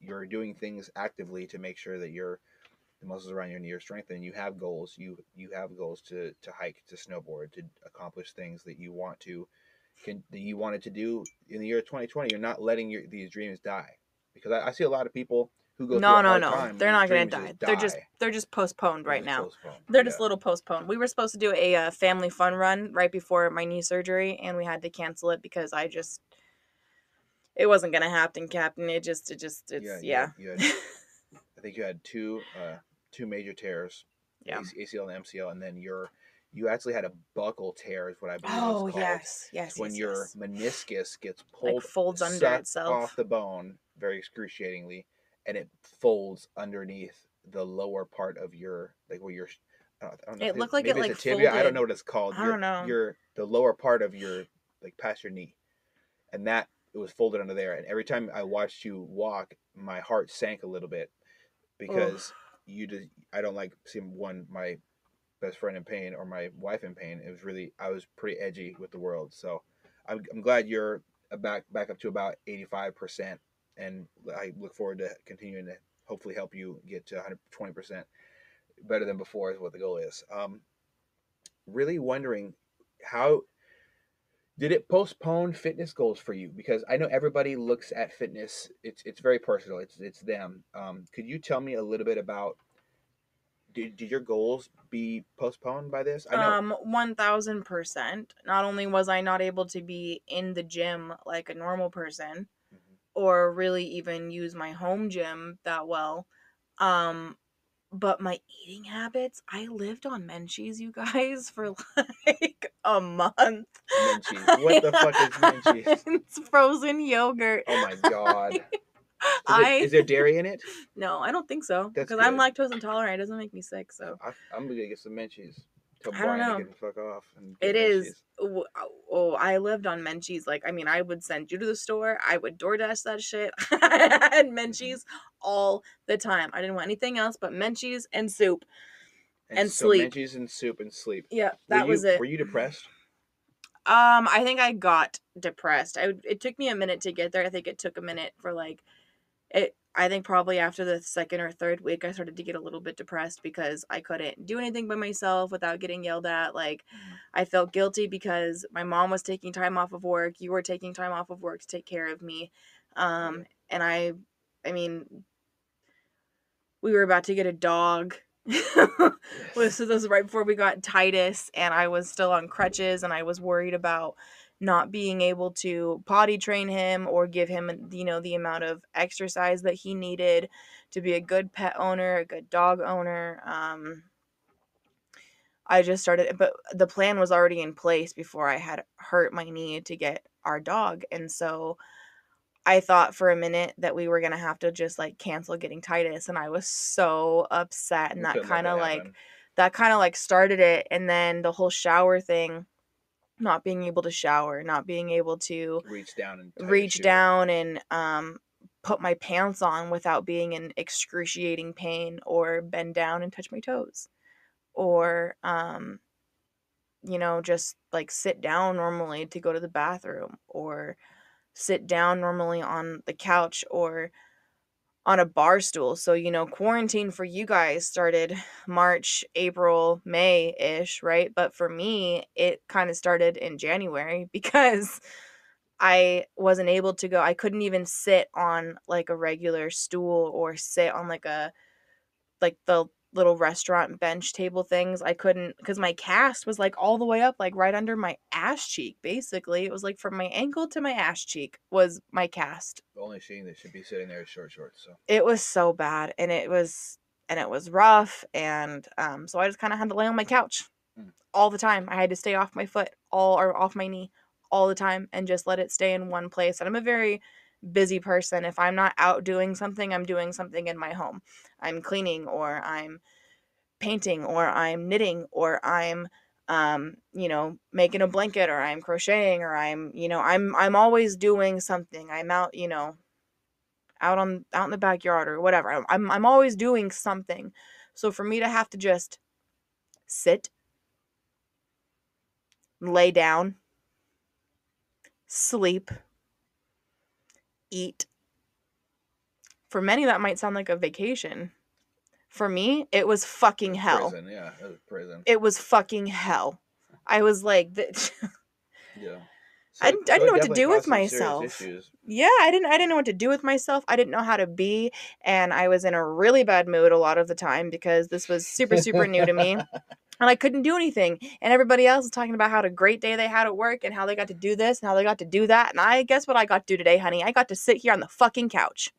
Well, That's what I did today. I think something was super interesting is how you kind of transitioned out of this initial thing. You couldn't do any running, but something you got into was this beautiful self defense journey. And it started off with us listening to a Tim Kennedy podcast, and you kind of just looked at me across the Jeep when we were driving. I think we were going to visit a family or something like that. And you looked over at me and said, "We got to get guns, and we got to start doing this stuff. We got to take our safety into our own hands Yeah. because there's." I'm not saying that police do not have an effective job. I'm not saying that they're all good. I'm not saying that any of them are. I'm not saying any of that. because it's not for me to decide. That's a situation-based thing. What I am saying is that I cannot rely on the police to show up my house within a second and keep me safe in a moment, because everything from a gunfight to a child being taken happens within a matter of seconds. I do not need something that's going to respond in a matter of minutes to a situation that might really need to be require something faster, Yeah. right? So you and me kind of took responsibility in our own hands, purchasing firearms, training to proficiency. We're just doing a lot of reps of the same basic shit, reloading, and listening to people that are better than us at this thing, humbly listening. And yeah, I was about to say, not taking offense to when people are trying to give you advice. Yes. You know, because this is life or death shit, right? Mm-hmm. It's not meant to be nice or copacetic or smooth or like a ocean breeze. You know, there's going to be people that are like, listen, man, you're going to fucking die if you make this mistake in a gunfight, or if you can't just shoot this person in the back as they flee your home, because then you're a murderer. Like, there's a lot of things that a lot of people don't take into consideration. What do you think are the 3 most important lessons you learned so far about taking life into your own hands and how to protect your home and your family, and what not to do and what to do? What's the 3 most important things you can say? Just Well, first of all, I think it's important to, when you're explaining something to somebody, I think it's important to take into account of how they're going to receive it. You know, if you're like, don't fucking da da da da da to somebody who is just trying to do their best and they don't know any better, and you know that could shy them away from everything and make them give up on it and be like, I don't know what the fuck I'm doing. obviously you're not talking about pointing a gun on somebody, because that's a whole nother story, but just like the basic stuff, right? Just so I can understand. Right. I just mean like when you're explaining just anything and you're coming at it in a abrasive way to somebody who doesn't take abrasiveness well, they're not going to receive what you're saying. They're not going to receive what you're trying to explain. Then everybody's time is wasted, right? So understanding your understand your audience, teaching, yep. or know your audience. Okay. Know your audience for sure. But the main 3 things that I have learned, honestly, is if you're gonna pull it out, you better fucking use it. Okay. You know, so you're not just willy-nilly pointing a gun at somebody just because you want to scare them, or just because you can, or because you're scared or whatever. You need to have the emotional training to have your emotions in check, to be able to stay calm, cool, collected when you're in these high pressure situations. Another thing that I have learned is practice is everything. Practice with your aim, practice to stay calm, practice.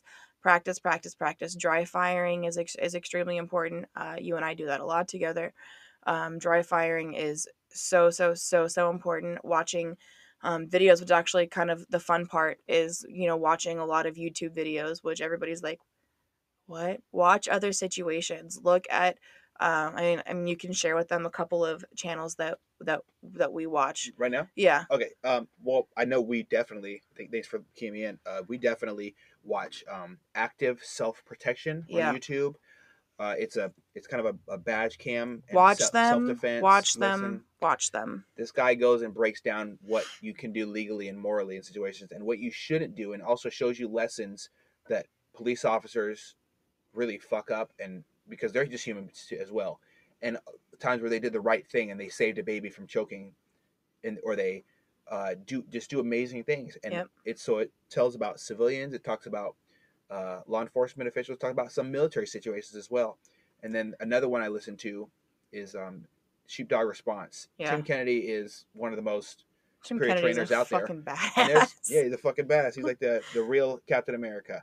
But there's he started a program and they put out free information. Also, they have paid courses, but they put out free information where they go into how to perform a slide lock reload, when to perform a tactical reload versus an emergency reload, how not to leave your body exposed and stand there like an idiot when you're getting shot at, when to not shoot somebody is so much more important than when to shoot somebody, or self-defense in general, right? When not to go hands-on, when to close the distance, when to try to talk somebody down instead of escalating the situation. Because you and I, we watch these videos like pretty frequently together, and then we stop them a lot because we have a lot of questions, or you know, you might want to explain something to me that I don't know, or I might have a question that I don't know, and I might not know, whatever. So we have to go find out the truth. Yeah, And so we spend a lot of time like watching these videos, and some of them are funny, some of them are whatever, but some of them are very, very serious. Yeah, And it's they sad a they lot. they really strike like a real, I mean, we live right down the street from two different Fred Meyers, and both of them have had robberies at Abductions. the banks, abductions.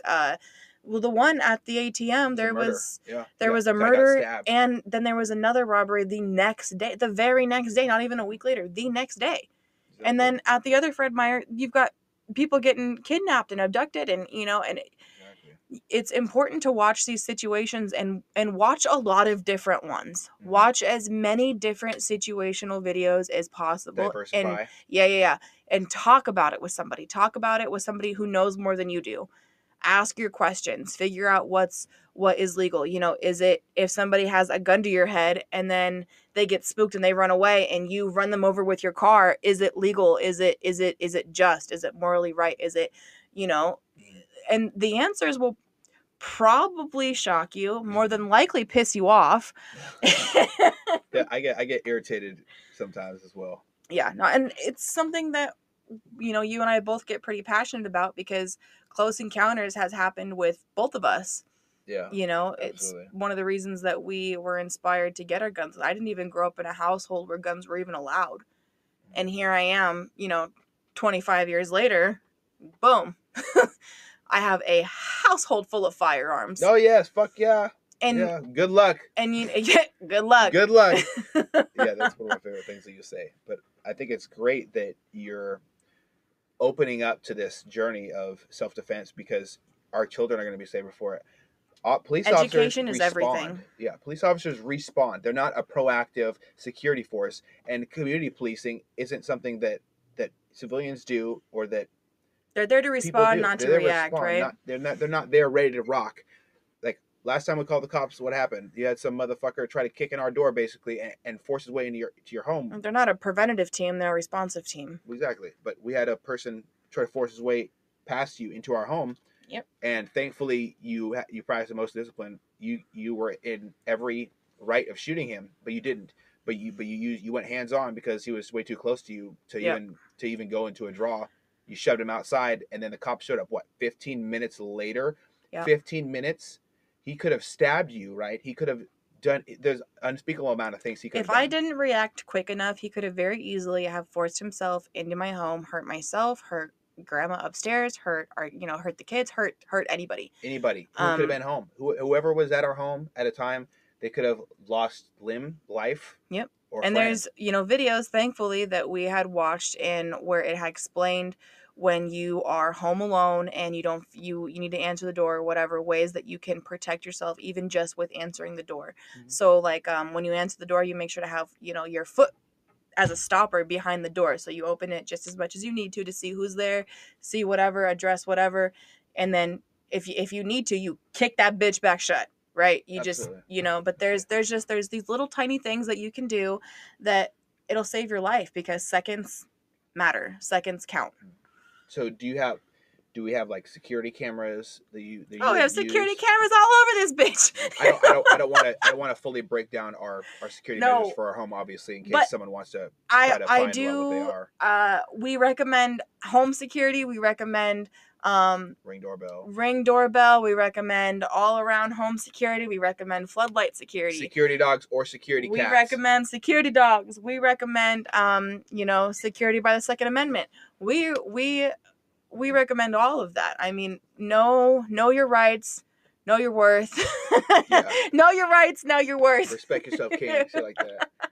I think it's very important that you bring up the Second Amendment. I can't name a time where anyone telling you do not need a gun was a good idea. I've been involved in situations where I did not have a gun and I was being shot at, and I think the hardest thing I've ever had to do is deal with the death of a friend, in front of my face. It's not a fun thing to be in a gunfight without a gun, and when a government who does not have a proactive police force, which is already responding to a situation that is happening right now, they're so busy. Why do they take 15 minutes for an attempted force entry into your home? That is ridiculous, and we're expected on somebody who sits in an office, who deals with nothing but paper and their great paycheck that our tax dollars provide to tell you, me, the black woman in a shitty neighborhood who's poor walking down the street, she can't have a pistol in her purse because it has more than 10 bullets in it. You know, that's disgusting. Not a lot of people can aim well. I'm gonna be straight up. I've been to the range with people. Some of these motherfuckers cannot hit the broadside of a barn. So you know what? You might need more than 9 bullets. I know. Can we just normalize women carrying firearms? Women carrying firearms is so special. Women, like, we need to protect ourselves. Our husbands are not always going to be there. Our dads are not always going to be there. Our brothers are not always going to be there. It should not be left up to the men in your life to save your ass. That's fucking right. You need to save your own ass because nobody is coming to save you. Nobody. You have to save yourself. Sometimes. And who says you can even call them? They can't, who says you even have time in the heat of the moment to grab your phone and call and ask for help, or be able to calmly.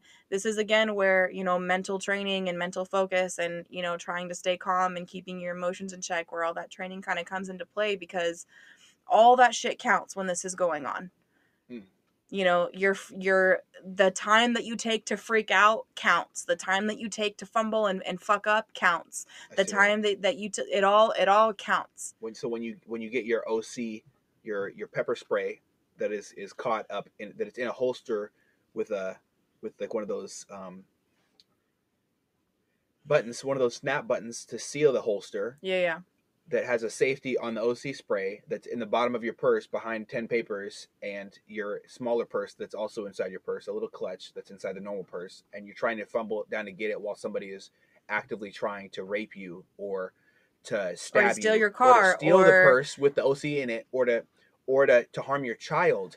All these things, milliseconds count, seconds count, and if you're man or woman, you can be raped. And I encourage everybody who hears this, anybody who doesn't hear this, anybody who hears it and wants to tell your friends, please keep yourself safe, because there's no one that's going to stop a criminal from being a criminal. And have a plan. No laws work. Make a plan. Make sure you have a plan. Like if I'm in my car, for instance, and someone is trying to rob me, or if I'm at the ATM, if I'm at the drive-through ATM and somebody comes up and they're they're trying to rob me, I don't want to actually use my firearm in that instance, because it's point blank and I don't know what's behind them. I might not have time to look. I don't want to hit a kid. I don't want to hit anybody behind them. I don't want to hit anybody but what I'm trying to hit, right? And you can gas it. You can floor it. You can do that, but just in my car, right?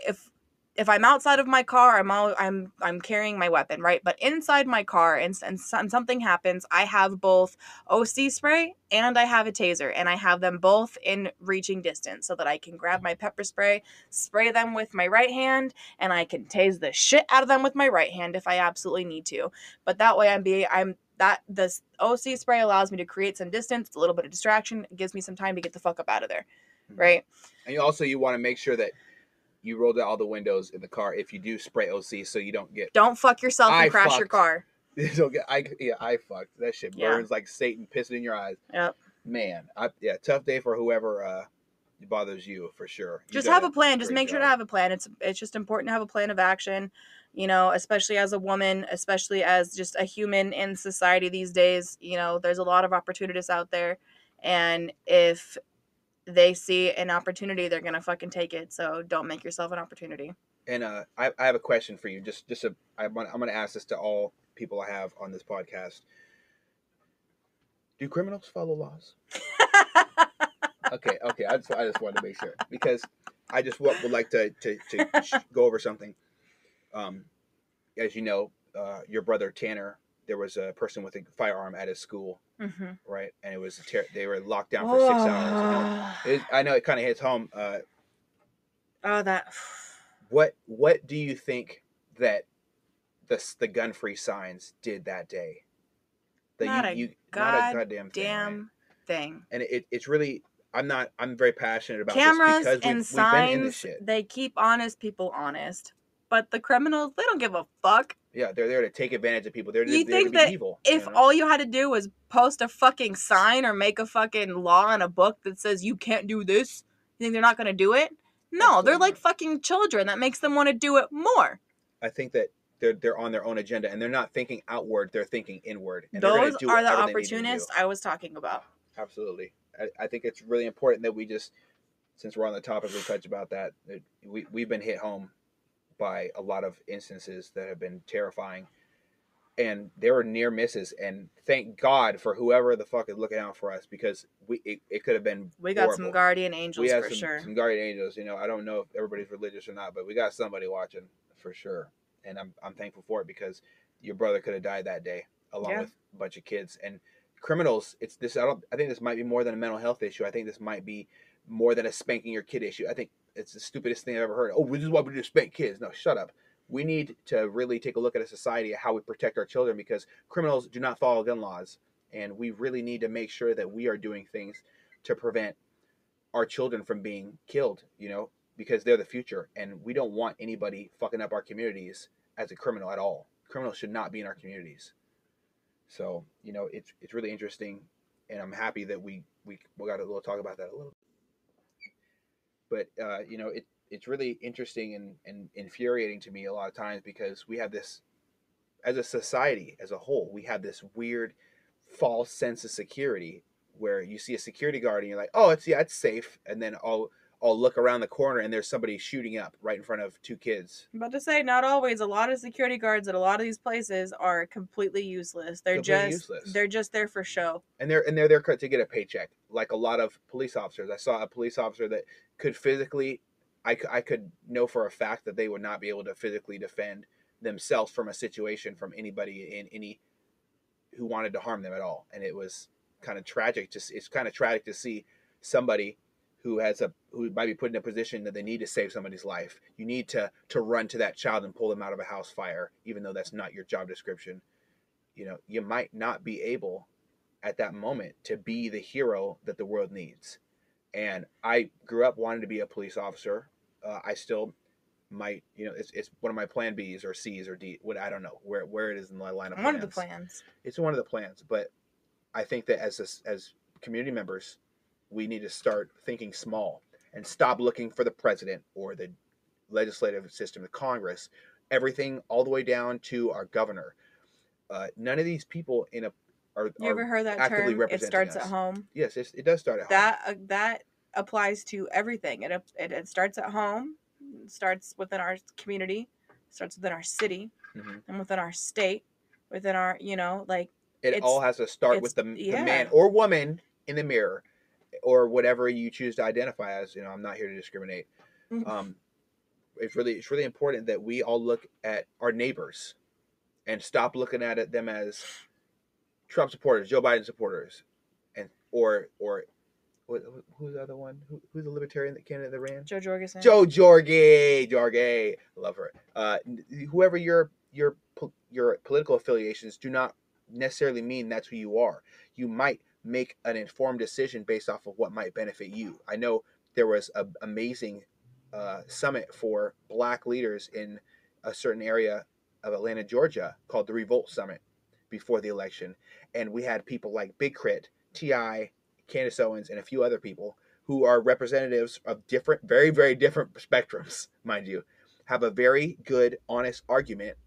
No rules about you can't swear, anything like that. They broke down these boundaries of society, and they had a straight up, honest conversation about what can benefit their.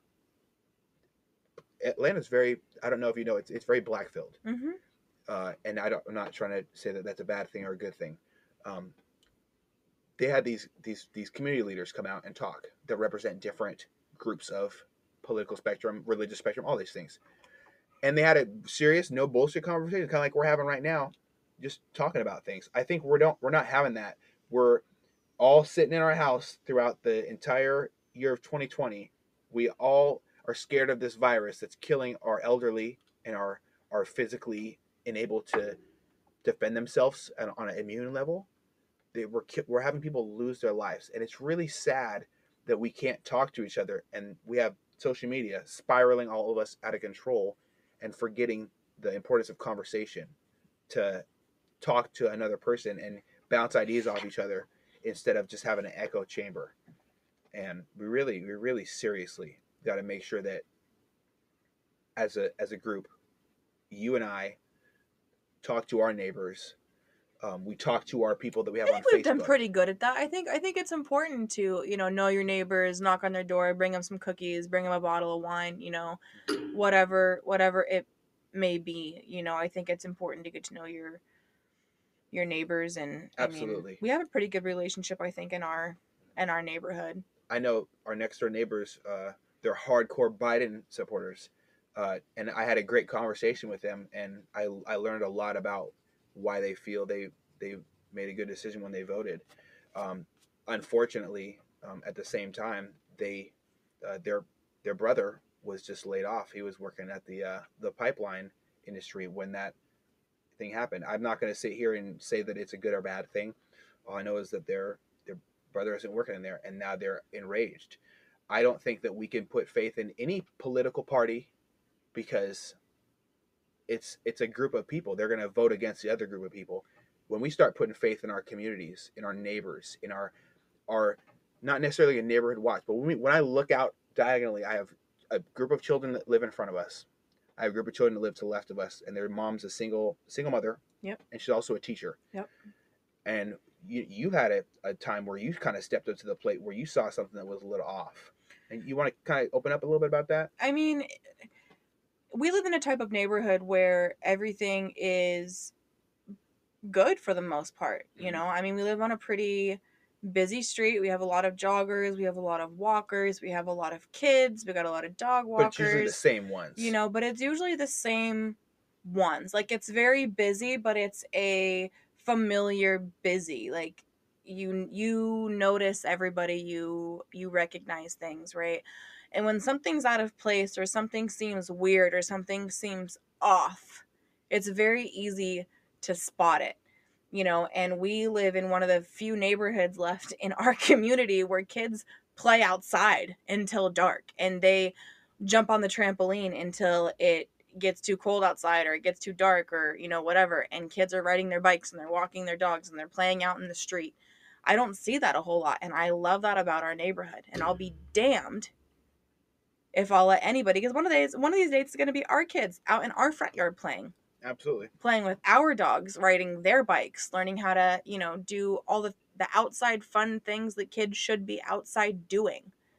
I went outside to check the mail, and there was a car parked right in front of our neighbor's house, and she's got a big tree to where it blocks her vision to see out.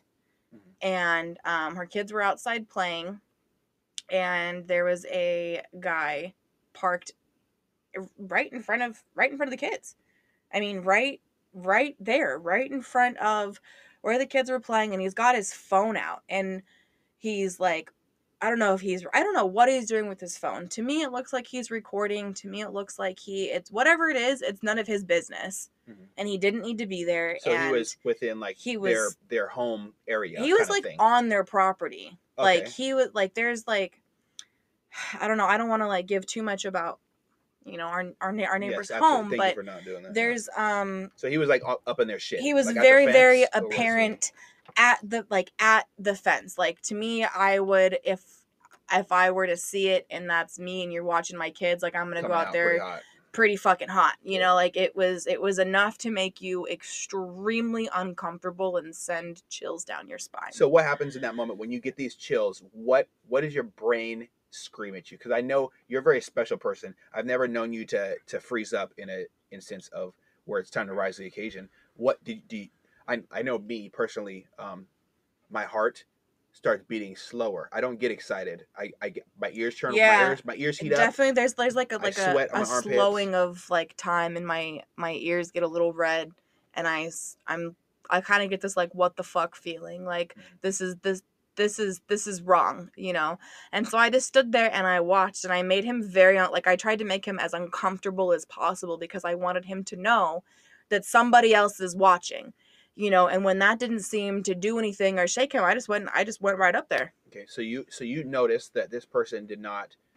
He was shameless. So he was shamelessly, just so I can understand, he was shamelessly like recording these kids. Recording kids. So he had his phone raised, like obviously everybody knows what it looks like when you're recording. Yeah. he was up against a fence Yeah. watching them and taking pictures Yeah, or and it was videos like or an some sort. older gentleman. He definitely had like gray hair. Like it was an older gentleman. Yeah. And so the first thing I did was take a picture of his car and You got his his plates and license plate. everything? Yep, got his Okay. plates, got his car, make, model, all of that. I tried to get a picture of him, a good, you know. To show where he was, position, angle, and things like Yep, this. try to get a good picture of him so that later because I didn't have time to go and knock on her door before I had time to You had to go and confront be this like, hey, what the motherfucker. fuck, right? So Gotcha. I just walked up and I was like, what the fuck are you doing?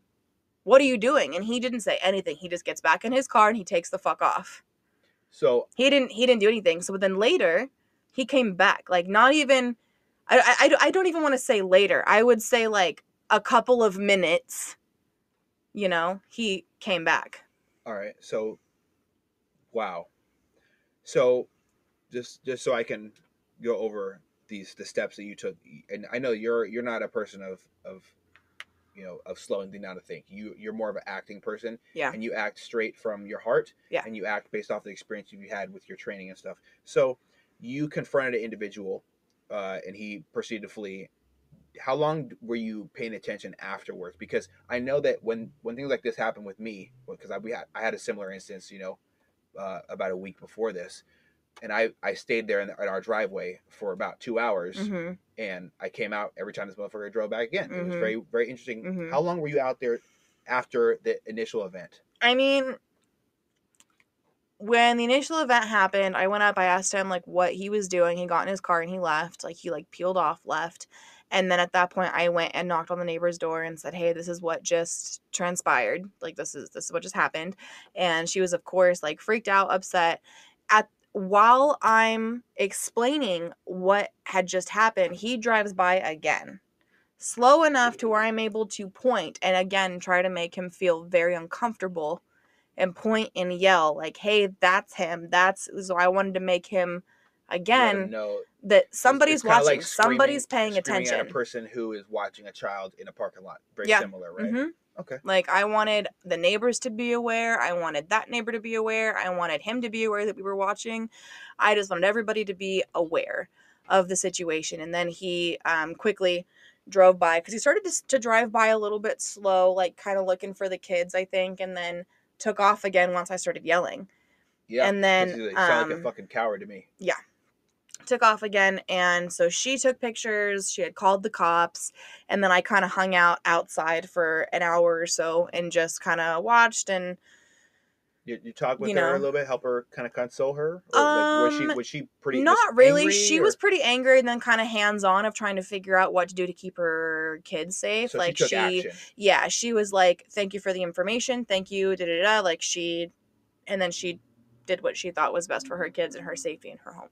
I got you. What did she have, like, I don't want to, be all up in her shit, but I don't know. Did she have security cameras or anything like that to associate your experience with and base it off of? Like, we have security cameras. So if somebody walks by our house, they're like getting about 1,080.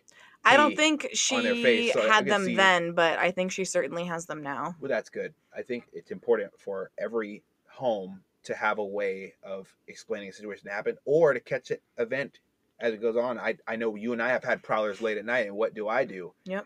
I head outside with my flashlight that has a gun attached to it for some reason, and more ammo just in case, because criminals usually act in bigger groups, and I'm not going to let somebody impose their ill will upon my household. I definitely recommend the Ring. I mean, it comes with the Ring app, which has the Ring community, and you can set your parameters for how far away or close you want to get notifications for. But it's a really good way of staying up with what's going on in your community. Whose car got broken into, how far away it was. A lot of the people on there actually piss me off because they're really rude to people that are posting stuff like, "This is a waste of time. This is a waste of time." Be rude to other people who are It's not a waste of time. I think that anything big or small, if something's off in your community, you should want to know about it. Absolutely.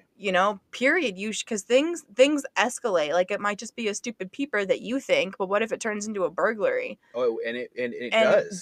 That's how it starts out. I think a lot of people don't realize that things start out really minuscule and they grow into something bigger. And so, yeah, you might be scolding someone for posting a 30-second clip of somebody just looking in their windows, but they didn't break anything, they didn't take anything.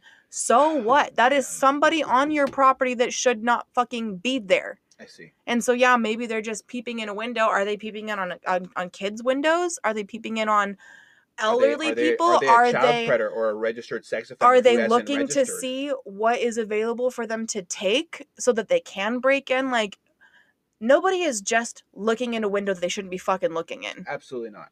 Absolutely not. I mean, we all have nosy neighbors sometimes, you know. But Yeah, but this there's isn't a the thin- fucking there's a 80s thin, anymore. You know fine what I line. mean? You don't want a peeping tom turning into an armed home invasion is something that a few of my friends have been involved in on the receiving end, and it's really sad because I don't want to downplay how severe rape is, but the closest thing a child is going to experience to rape is their place of Their tranquility home being invaded. being invaded, Yeah. and it's not being safe anymore. There's no peace. There's no peace. Yeah. I think There's no safe zone. There's no your temple has been broken into, and Yeah. I like I said before, I'm not trying to downplay the severity Oh, of rape. no, of course not. A lot of people take things that I say and kind of run with them in a direction that I don't mean, and so I just try to re-clarify. I just think that, like, in the sense of being violated of having everything that you know and love, and that you have peace and trust and tranquility just being completely raided and violated. Yeah, it's not the exact same, but it's very close in my opinion, because I've had my home broken into, and I actually got interrogated by the beautiful sheriffs up their sheriff department up there near Marysville, and they interrogated me for the robbery of my own house because I was the only black kid on the street, on the street that I lived in Granite Falls, which was cool. I'm cool with that. You know what? If you want to be a bigot, you know, that's up to you. And I told him, I said, I know why I'm here. I'm not stupid, and you're pathetic, and I'm not detained, and I'm leaving. So and you're free to go at any time. So I left, and it's just to go, like I said before, not all cops are good. You know, not all cops are bad though. So enough of the kind of the dark stuff. What's in the future for you? I know you're an extremely brilliant person. There's a lot of qualities about you that, you know, captivate me, including your eyes. I'm not gonna get into it. Anyway. Sorry about that. Getting turned on over here. Are there children in your future? A lot of people are asking, when are you and your husband going to have babies? When we fucking feel like it. No, I'm just kidding. I'm just kidding. I like that answer. No, a lot of people really want to know what are some goals to pass? What are some checks in the box you need to have on your checklist of a baby? Well, I was born to be a mom. I wholeheartedly believe that I was definitely born to be a mom, and kids are in our future. You know, kids are a beautiful, beautiful, beautiful, beautiful blessing. Mm-hmm. And I think it's important to shape and care about the shape and how you form the type of human that they end up being and what they contribute to society. And so for me, my boxes that I need to be checked is, you know, as much self-development as possible beforehand, like I was talking about working on lashing out, about working on, you know, anger issues, or working about communication, working on all of those things to help you be a successful teacher and a successful learner, you know, because I don't think that the learning ever stops. I think that you can learn something from anybody, smaller or bigger than you, you know, like you can learn. I learn things from my dog sometimes, you know, like the learning never stops. And I think that the second that you think that it does is when the fuck up starts. Okay. And so I think a lot of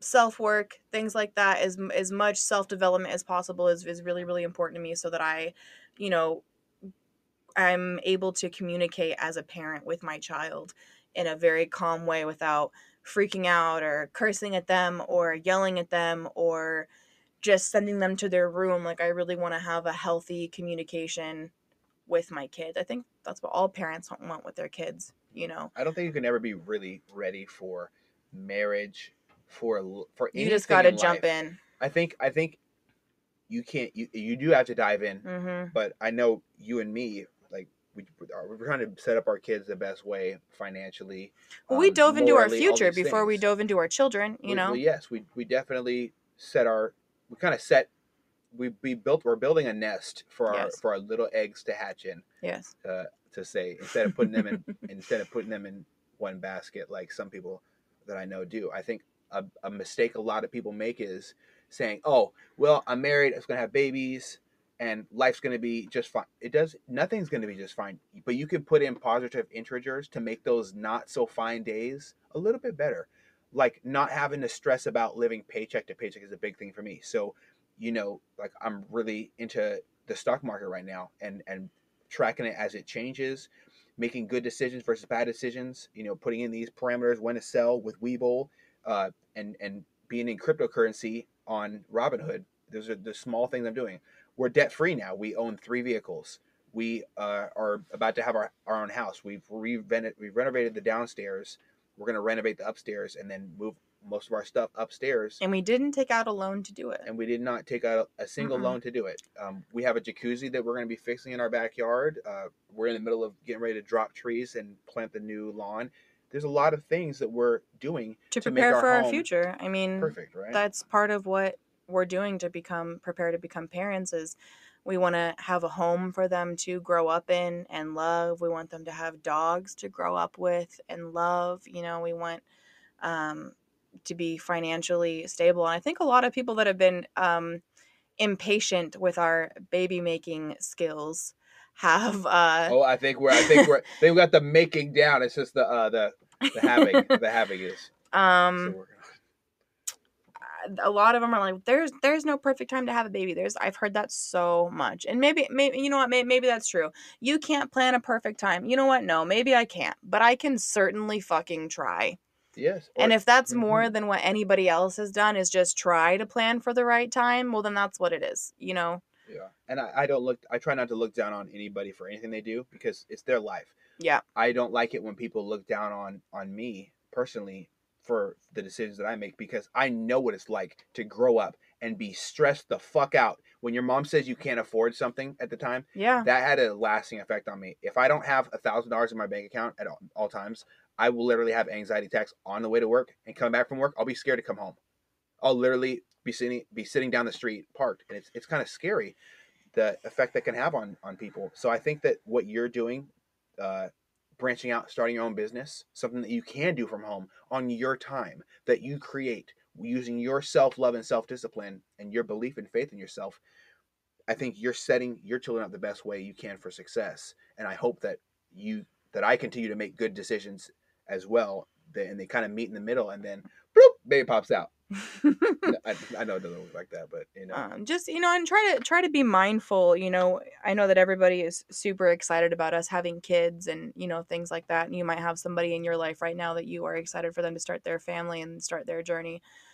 Just be mindful and respectful of the fact that it's their journey. Mhm. You don't know what people are going through. You don't know if they've had a miscarriage. You don't Or know if seizures. if they have medical problems like seizures that they are desperately trying to work through to be able to start a family, to be able to be parents. And my medical's trials and tribulations have definitely set me back in my time frame of wanting to be a mom. And it's not something that I talk about a lot, something that I like to talk about a lot. It's a very emotional roller coaster to go through. And so now I am very careful because I've had all of these things happen to me. I have had a miscarriage. I have, been set back because I wasn't able to do things because of my seizures and trying to figure I don't want to be pregnant and have a seizure and lose my child and go through another miscarriage. I'm having to be very careful and walk on eggshells when it comes to trying to be a mom. And so I just want to, just be mindful when you're pushing family and you're why aren't you guys doing this? Why aren't you guys doing that? Us women, we laugh it off and we You know, it's coming, it's coming, it's coming, it's coming. Just be mindful that you don't know how long that they've been praying for their time too. And be mindful and respectful that they are on their own journey. I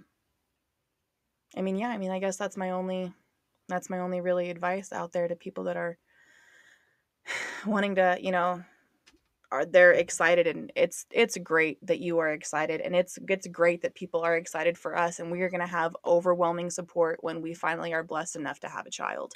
Absolutely. Or a few. Or a few. Maybe even 20. I would love to have lots of little Eddie and Rhiannons running around just as much as everybody else would. But everything takes time. Everything takes work. Everything takes practice. Everything. But God has a plan. We have a plan, and somewhere in the middle, we'll make that shit work. Absolutely. I think that's a beautiful way to put it. I wanted to offer you again my condolences for losing a potential child. That's not something that's easy to go through, and I feel like a lot of women that I know personally don't talk about it. And it's so common, you guys. I'm scared. I'm scared for it people was not so talking common. about it. Yeah, no, I didn't talk about it for months. Months afterwards. It wasn't until I started reaching out to just like people here and there that I trusted, and just like letting them know here and there, like this is what I've gone through. This is, whatever. And 9 times out of 10, well, maybe 8 times out of 10, they've actually experienced the exact same thing. And so I kind of took comfort. Not well, yes and no, took comfort, but didn't. It's terrible. It's a terrible thing, but it's good to know that you are not alone in those instances. And so, yeah, I mean, are you hopeful for the future? I mean, I know that. Oh yeah. We've talked about having babies. Yeah. Probably every single day since you and I met in high school. Fucking high school sweethearts and shit. No, babies are definitely in the future. We had to take some time. We had to take some time to figure some shit out, and we had to figure out what was going on with my body, figure out, what we wanted for our future, and it really gave us some time to figure out what we really wanted. I think taking time to figure out what you want is so important.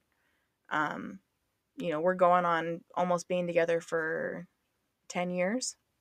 Absolutely. And we're still learning things about each other every single day. We're still planning. We're still in the middle of doing everything. And 10 years together, and we're just beginning. We're just starting. And we didn't have any major financial support either. I know that No. you and I we didn't come from shit. Neither one of us had trust funds or savings or anything. We didn't. We had our first jobs at grocery stores. Yeah, and then I left for the Navy, and then that they paid like a debt. They pay you as much as you would pay the lowest person in a different country that doesn't have minimum wage. So I think every single person that's active duty in the military is underpaid, undervalued as well, and overworked, and also their mental health is left to the wayside. We have a lot of active duty suicide, especially in the Navy. I could not imagine how combat roles add to that list in the Marines and the Army, and every single special forces unit out there. They have my heart going out to them 24/7. There are heroes who will do things that you couldn't fathom doing to other human beings who are actively and trying to harm you for just being a white American or a black American or any American. Even if you live in the area, people want to harm you these days for having opinions. Exactly. So there's a lot of countries out there that will behead you for being gay or for speaking out against what they believe in, and it's really kind of scary. Thankfully, I got to come home the other day. There was a fucking pipe bomb down the street from where I worked. Oh my God, that was terrible. And my buddy was there, and I called him after work, and I was just so overwhelmed because I thought there could be a secondary, there is the possibility of having a secondary incident. And the news is silent about it. It was a fucking attempted terrorist attack. Domestic or not, it's a fucking terrorist attack. Yeah. And no one's talking about it, and I just feel so confused because why did it happen? Who did this? Who wants to harm other people? It doesn't fit the media's agenda. Why would they? I'm talking about this bitch. I'm talking about it. I wasn't concerned about me. I don't get scared from situations very often. You're very selfless like that. You're worried about everyone else. I was just worried about not being able to see you and not being able to have kids. it's as scary as it sounds. There's a lot of people who can't have kids, and a lot of people who are laying in their hospital bed right now begging God for another chance at life that they're Yeah. not going to get. Yeah. And I don't want to waste my life not living because someone else hates me because we live in a world who has capitalism that has you the opportunity to make more money. And I'm blessed with a job where I am making more money than I ever made. Like I cry when I get my paycheck sometimes because I'm so emotionally excited to be able to say I'm a provider for my family, and my wife Yeah. can provide for me as well with her You're a small wonderful business. And provider. You're thank a you, honey. wonderful husband. You're a wonderful partner. You're a wonderful friend. I think it boils down to what you said, being self-aware and taking steps to try to be better. Absolutely. All right. So, the Navy. You were subject to one of my decisions that I've really struggled with over the years, and it ended up with you being a geobatch in a geobatch situation, with you being here back in Washington while I was stationed wherever I was stationed, and it was a very very difficult, dark time, and there was a lot of positives, and every moment with you was very very precious to me. Um, but I think I got kind of squandered by the distance that I was going to return to every time. At times we were 3,000 miles away with 3 hour difference, which is a lot better than a lot of other veterans and a lot of other active duty people who are currently experiencing. A lot of people are stationed in countries where there is no service, there is no Wi-Fi. They're forward deployed in combat areas. And I'm not trying to take away from that. I'm just talking about our personal situation. What is the most important thing that you learned from being separated? I mean, there's obviously a million running questions running through your mind. Some people cheat when you're in a different fucking area code, let alone different state or a different country. And I'm thankful enough to say that I did not do anything to try to forcefully break our trust, like start a relationship with somebody else while I was away from you. And I really was so excited to get back to you every single time. So what glues a relationship together when time and distance start ripping it apart? There's a bond that you and I share that is very special, and I don't even know a way to even describe it. But I mean, first of all, let's just set the tone. I mean, you were 18 fresh out of high school and I was 16 years old, Mm, still in high school when you left, yes. right?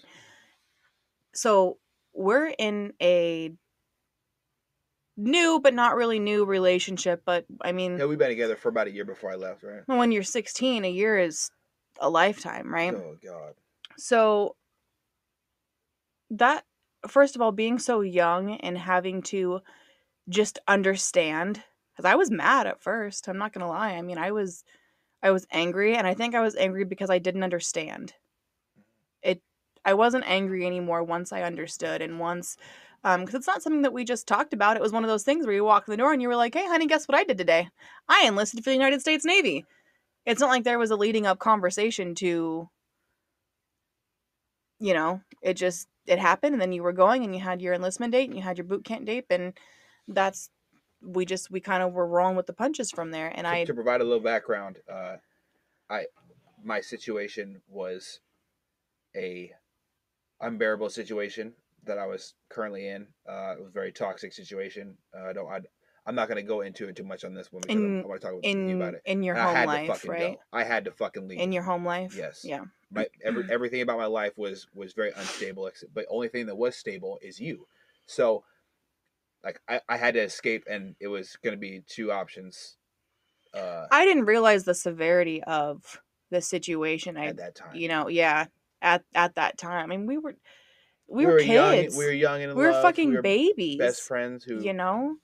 I was just all I knew was that I was losing my best friend and I was pissed, Yeah. And it took me some time and it took us many of conversations, to really for you to break down your walls so that I could understand and for me to be open-minded and not angry anymore to be able to listen and receive it. It must take a lot of faith and trust in someone to have these conversations in hindsight after the decision's already been made across the literally across the United States. Virginia is a long way away, Yeah. 3,000 miles. I think it's like 3,041 from where I Mm-hmm. was stationed to your Mm-hmm. house That at the was, yeah. time. And how much I had does that everybody play and their into it? fucking brother in my ear talking about how you're gonna cheat on me, how you're gonna do this, how you're gonna do that. And I just started, I was like getting upset about it at first. And again, I'm 16 years old. And so doubt is super easy to put in a 16-year-old girl's mind, and, I just started getting irritated because my mom just kept telling me, Rhiannon, don't listen to those fuckers. Don't listen to them. If you feel like this is who you're supposed to be with, if this is what you feel is right, then you do what you think is right. And See, we talked. I think boot camp was probably the hardest because that was the longest period of time that I wasn't able to actually hear like my speak lovely to you voice. I and know. and hear your voice. That one was hard. That was a hard 8 weeks of like not. I mean, I didn't get your letters all like when you sent them. I got them like all at one time at the end. So Bulk send. there was like 8 weeks I didn't hear anything, and I was like, I didn't know what was happening. I didn't know what you were thinking. You I probably didn't didn't even know. know if we were in a relationship anymore. No, I didn't know. Uh, I didn't even know if we were still yeah, together. look I didn't out! know Yeah, anything. I met some attractive guy from Georgia Oh in my god. look I out! was like, I was tripping out, and then I finally got that phone call after school. I finally got the phone call, and I'll never forget how your voice sounded. You were it so was ecstatic. oh my god, it was like the biggest sense of like relief that I got to finally hear your voice, and like you still wanted to call me and you still wanted to be with me and you still love me, and I was freaking out, 16-year-old freaking out. My boyfriend called me and I'm super excited, right? You're crying. I think you asked me like 4 times if I was gonna leave you Yeah. throughout the 10-minute phone call. No, I was we were talking for like I was talking for you like 35 minutes I think because that's all they gave us. Like I could have played video games and ate pizza, but I called No. you and I starved. And I was like I was gonna talk to her, so I called you and then I called. Oh God, I think I called maybe Cody and maybe Devin, and that's it. Like I Yeah. really didn't. I didn't have a support system, and Yeah. it was kind of it sucks saying that. That was kind of Oh, weird. you had me. But I had somebody You had my who I had mom. faith in, which is you. Yeah. I had faith in our relationship and our trust that we shared, and I think that really helped me get through it. But what helped you? What was it? Did you trust me? Did you just go out on a whim of love? What was it? This weird thing that told you to trust and have faith. Yeah, I mean, this kind of goes back to like our undescribable bond. I just knew. Like I just knew. And then on top of that, like I mean, at the time this didn't really happen, but now like years later, now that you aren't in the Navy anymore, I have so many people that I've come in contact with that have so much respect for you because of your faithfulness and because of your loyalty and because of, the way that you talk about me and the way that you describe me to other people. Like I take a lot of pride in that, and you should too. Like the way that you talk about me and the way that you describe me to other people, it's a good feeling that I wish I would have had back then, because I think it would have made like given me a more of a sense of security. Um, but that's hard. I mean, we were kids. We were just trying to grow and figure it out, and we figured it out fast. We figured it out because we had to. We figured it out because we loved each other, and that was I loved you, and I didn't see my life without you. I didn't see my future without you, and I didn't want to. And Do you think so a lot of relationships lack that when they enter the military? That bond, they're just together on a surface level. There's not really a deep connection that they share to yeah. sustain it. Because I've watched horrific people do horrific things. This wasn't just like my boyfriend going off to the military. Like this was my best friend. You know, Like you were my you entire were world. like So my best friend that I spend every possible available moment with up until I was told I couldn't. Like the like you were my best friend. You weren't just my boyfriend. And we I talked about think everything. We shared everything. Like our lives together. we're just as open of a book then as we are now. I absolutely agree. And so I don't know, there was just like a bond and like a friendship, and like so I just I didn't think that my friend was gonna could do that to me, you know. And then boom, here we are And now. no, I didn't. You dumb motherfuckers who said I would cheat. You fuck. No, I'm joking. No, but I'm not. Fuck you guys. I think it's so special that people have an opportunity to prove other people wrong. Uh, it's great. I think it's the American way. I mean, it's part of the American way. You revolt against things that are wrong. Do you remember what my You senior quote was? Eddie's the best. No, no, I did not. Do everything that everyone said you couldn't do. I think that is something that really. This is the first senior quote that I ever heard that absolutely mattered. Because it's a real thing, Yeah. and I think it's you should prove people wrong, not because they tell you you're wrong, you can't do it, but because if you really Not want in to do like an it, you're gonna egotistical do it. manner, If but you in really want a to do it, you're gonna do it. yeah. If Yeah. if they tell you you can't, on top of that, it gets a little bit sweeter. You know what? Fuck them. So I try not to be negative. Is all, of course, just for joking. You know, but I really think there's something so special about what you said. Do everything that everyone said you can't. There's a very good quote that I got, and I've never forget. On my 16th birthday, I got taken out to buy on a shopping spree, and I bought this $200 pair of jeans that I didn't know was $200, and it had this wooden piece of bamboo that was inscribed on it. It says, "Don't let this world tame your heart. Um, be the hunter, and not the hunted." Mm-hmm. And I was thinking, you should not let anybody else in the entire world try to help you, shy away from who you can be, what you want to do, and just go fucking do it.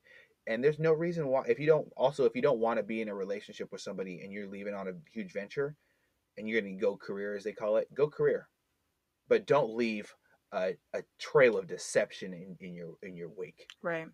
You have to have that open communication, and I think that we did that. There were times where our relationship was tested, not by us, by other people, in ways that I had never thought it was physically, like, logically possible for people to have thoughts of, oh, let's try to break up a couple that has love between them. I didn't get it. I didn't understand it. And thankfully that you kind of opened my eyes to that, because there's snakes everywhere that I looked, and I didn't know it at the time. And I've always admitted when I was wrong, and I was wrong a lot of times. And I'm thankful that I didn't do anything stupid to feed into that, and jeopardize the perceived jeopardy that our relationship was in. There was nothing that I can't sum up in words how special it is to have a relationship stand time and space and become stronger. Now, if I am gone for a couple days, or you're gone for a couple days, it feels like an eternity. But I was gone for so long. I was for 11 months, which is not very much compared to what some people were deployed. But talking about us right now, 11 months is a long fucking 11 months is a time. long time, and when my heart's on the other side of the world, or the United States, it can bring you into kind of a dark place. I was going through some dark times. You've gone through some dark times, and I'm very happy that our relationship stood the test of time and space. What do you think that couples that are leaving for the military could do better to better their chances, other than be friends? I know being that says, it's a said lightly, but being friends is an important thing. What else do you think? Make memories. Don't dwell on. I spent way too much time like wasting the time that what little time that we had, mind you, of worrying about the fact that you had to leave, the fact that you had to whatever. So when you're only home for 4 days and I'm spending the first and the last day worrying about them, I only get 2 days with you. And that's, I'm wasting 48 hours worried about it later, after they're gone, before they get there. But when you're with your partner, make memories and spend time with each other. And when they come home, don't let them be pulled in a million different directions. Turn the tables. If you want to see everybody and people want to see you, I think that's great. You should have an open house at your convenience, at your house. And the people that want to make it, because you'll be very surprised at the few that come for you. I want to let's just go into that, as the most disgusting feeling that I've ever felt is all the people that said, Oh, "Hey, and by come proxy, and same visit, as well. come and God. visit me, come and visit. Hey, come visit me when you're in town." Like, what the fuck do you mean? I just flew 7 hours to get here, and you want me to get an Uber or get a ride to where you're at to come visit with you, for you to smoke weed in front of me, and then have a couple drinks and just bullshit and what lecture me about what I should do. It's not worth it. If you're a veteran or active duty guy, either you're wasting your time going out to visit people. They should be making an effort to come see you, an active effort. Absolutely. You know why? Because you're fucking worth it. Yep. So, and I always try to make it a point to visit people who enter our area and let them know that they're important. Like, shout out to my boy Jeremy when he came up here. No one wanted to visit him. I cried when I wanted that. to visit him. So I said, "Fuck we it. wanted to visit I'm him. going to the gym with you, and then I'm bringing you back to my house." I paid his way for his day pass at the gym. Absolutely. I brought him back to our home, and it was our pleasure. And it was our pleasure, and we can't wait to have him back. And we can't that as well. But you can't sit here and act like a good person and tell somebody returning back from the military or for some long expedition serving your country, to what extent, who gives a fuck? Moving boxes or shooting terrorists, doesn't matter. When they come back home, sacrifice is a sacrifice, man. Yeah, treat them. Take them out to a drink. Talk to them. I don't think that anybody's sacrifice should be, minimalized in any way, because I think everybody's upbringing is different. If you haven't been exposed to much of the world, everything is going to be a big deal, right? But if you've been exposed to a lot of the world, then, small things that seem big to other people will just seem pretty minuscule to yourself. Mm-hmm. Absolutely. Well, let's kind of shift gears a little bit. I want to ask you something, just for anybody who doesn't know the answer to this question, because I do. What is the most important thing that you've ever done to give energy or give light to the world? The most selfless thing you've done to put out to the world? Just off the top of your head, Wow. Well, I guess it's going to go back to my senior project. Mm-hmm. I think just giving back to my community has always been a huge priority to me. Giving back because I didn't come from a lot either. There was times where my mom and I had to use the food bank, or we had to get help from our friends and help from our neighbors and things like that. It really does take a village, especially coming from a single excuse me, a single yeah, parenting relationship. My mom has pretty much always been a single mom. My mom is one of the strongest people I will ever meet. She's my biggest hero. Absolutely. I agree. She has been my number one supporter in everything that I do. She's been our number one supporter in everything that we do, Absolutely, she has. But my mom has always worked her fucking ass off. My dad passed away when I was 10 years old, and my mom instantly became both mom and dad. And she really taught me how to be a strong, independent woman. Because nobody's going to save you. Nobody's going to save you. I think that's a very honest thing. It does take a village. It takes a village for everything. So the community really took care of us. And so giving back to the community has always been very important to me. Absolutely. Well, thank you for sharing and opening up. Do you need a second? No. Okay. That makes me emotional as well. When you talk about your mother like I think every mother wants to be talked about. And also you give back to the world so much on a daily basis. I know this last Christmas we did a great food drive, or a great, present drive with Total Nutrition. And oh my God. You were all over that that's for kids. That's not even just the community. God, kids have a huge soft spot. Giving back to the kids was one of the greatest things ever. Like putting a bunch of presents under that Christmas tree for kids that we also don't asked get for shit. Donations from our friends, yes. And every single cent of it honestly went to those kids. How much we raised? Like $500. A lot. It was a lot. We raised a lot. We got like 20 something presents. It was a lot. And then we dumped in. I'm not going to say how much we put in because it doesn't matter, because we did it. It doesn't even matter. I would give my left arm if I could help a child smile. I used to on Thanksgiving and Christmas. We used to make sack lunches. My mom, myself, and my grandma, and sometimes her significant other Michael, before he had passed away. And I'm sorry about that. My uncle came a couple of times, but it was mostly the three of us ladies. My mom, my Grammy, and myself. We went down to downtown Seattle. and on the corner of First and Pike. That is quite a And street in these days. That was a while ago. it was quite a street back in those days. But she had this fucking minivan, and you know how on minivans how the doors like slide open, right? Mhm. So we would lay the back seat down, and we would put just boxes of sack lunches. And They would have you would go out they would to have like who do these turkey me? sandwiches.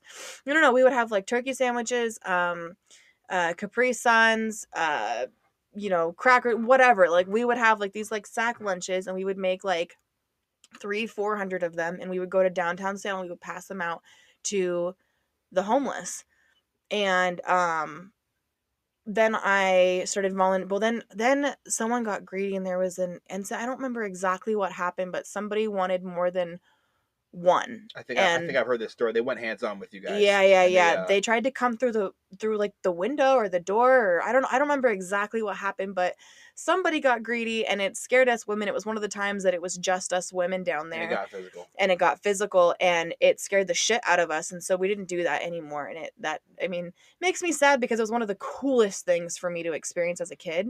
Then for a while I was volunteering at the Union Gospel Mission in downtown Seattle. Wow. I would go on like the rescue missions where we would go over bridges and pass out like socks, wool blankets, space blankets, Very selfless acts should be a part beanies, of this. things like Because that. I've volunteered as well Oh my once. God, I love Once, and doing this stuff. I wish I could say I was stronger. It was very difficult for me to Oh, I cried partake of it. every single time. I was crying just a second ago. I am a very emotional person. I didn't used to be. I think maybe That's that's why okay. I'm so emotional now, is because I spent so long just trying to just not be emotional, and then You should love I don't know every why. part of. It's okay to be emotional. It's good. I mean, we should, as humans, we should It's discipline healthy our to be emotions. emotional. We should discipline them to a certain extent Sure. when it comes to making decisions. But it's so good to be emotional and to love Yes. every part of that roller coaster.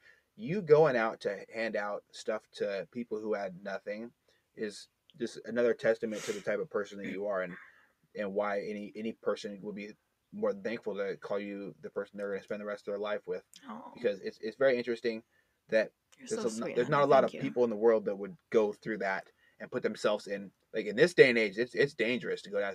Like, I've had people try to stab me with needles. I've had people try to stab Yeah. me with knives that Yeah. were not very clean, I'm pretty sure. So I've had to go hands on with a couple people, and I'm not ashamed of it at all. 100% not. Uh, I'm not just sitting there beating up on random people, but I've had to defend myself, and it's not a cool thing to go and try to help people who are homeless, who are unfortunate, and then you end up people trying to hurt you, who are drug addicts. Who Yeah. Anyone who's been down to downtown Seattle and honestly not just gone inside the fucking warm buildings will understand. Like, Yeah. you're gonna be accosted on the street for anything. And So this was I was before. I attacked mean, a now couple it weeks is ago. it is worse now than ever. I've never seen it like this. Well, I've they never legalized all seen the it like drugs this. down here, all the hard drugs. You can shoot up right in front of kids. So this is just. I mean, this was probably. God, how old am I? This is probably what, like, more than 15 years ago, I would say. Well, it's It was 15 years to probably. now. Just last Yeah. Christmas, you did something very selfless. So obviously, you're not so random. I would say very well strategized and with a lot of effort put into them. Acts of kindness have really never stopped since. Sounds like Random your whole acts of life. kindness is like stopping in the middle of a fucking pouring down rain to some dude that doesn't have a fucking umbrella at the bus stop and giving him your umbrella. That's a random act of kindness. Or, like, you see somebody that is stuck in the middle of intersection, their shit died, you gotta, pull them out of the intersection, or push their car, help them push their car. That's a That's random my act of, favorite. like, kindness, but I care about people. I care about people, and I think that one of the best gifts that I got from doing those things is sitting down and hearing people's stories, because that is an experience that you can't Recreate. know. It's pure. Yeah, it is. So, like, that is an experience to just hear, where they came from, the train that they took to get to their station. It's something that is just undescribable, and I wouldn't trade those experiences for the world, even though they ended a little bit sour. That's okay. uh, you know I wouldn't trade them for anything. They helped me shape the person that I am today, and they helped me see the world from as many different views and aspects as possible. And I think that's important. And you also never really stop. You just changed what you were doing, which I think leads down to consistency again. You're a consistent person. You're the most consistent person I know, and it applies to everything you do. I think when you embody your beliefs, you're gonna keep going on the path that you're going on, and I think you're doing a great job. And I think you should continue to do the great job. Being a bright part of our community is important. Well, I think we are just about out of time. I'd like to just wrap this up. Is there anything that you can say that you'd hope for the world for at a small level, at a at just our as our city? What can we do as citizens to better impact our community, not just with food drives and stuff, but just as a person? What changes can we make right now to really be better for the rest of the world? Listen to each other, be willing to learn from one another, and most of all, love and respect each other. Just just try it. Just fucking try. Just give it a shot. Just, just just try it. Just see if it gives you that warm and fuzzy feeling. If not, go back to being an asshole. It's your prerogative. But just give it a shot. Just try to love and respect one another. Love your neighbor. Just I don't know. Go hug your mama. Go hug your mama. Well, there you have it, folks. Go hug your mama. Well, I definitely appreciate your time. It's always great to having any conversation with you. I think you're one of the brightest minds that I've ever encountered. Not necessarily from an intelligence of books standpoint, from just a moral intelligence and having a solid compass that's been perfectly calibrated with north, south, east, and west of morals, good, bad, personal, and non-personal would be the north, south, and east and west. I think we need a lot more of that in the community, and I think that it's great what you're doing. And I wish you nothing but success with your business. If there's anybody that wants to get a hold of you and ask you some questions or just talk with you and kind of bounce ideas off of you, Please. How can they get a hold of you? Facebook, Instagram. You just look me up, Brandon Lowry. Or you can go to Eddie's profile and look up his wife. Okay, that's right. Me. Don't scroll through all the profile pictures. Some of them are inappropriate. No, they're not. I know. We'll say that for 10 minutes from now.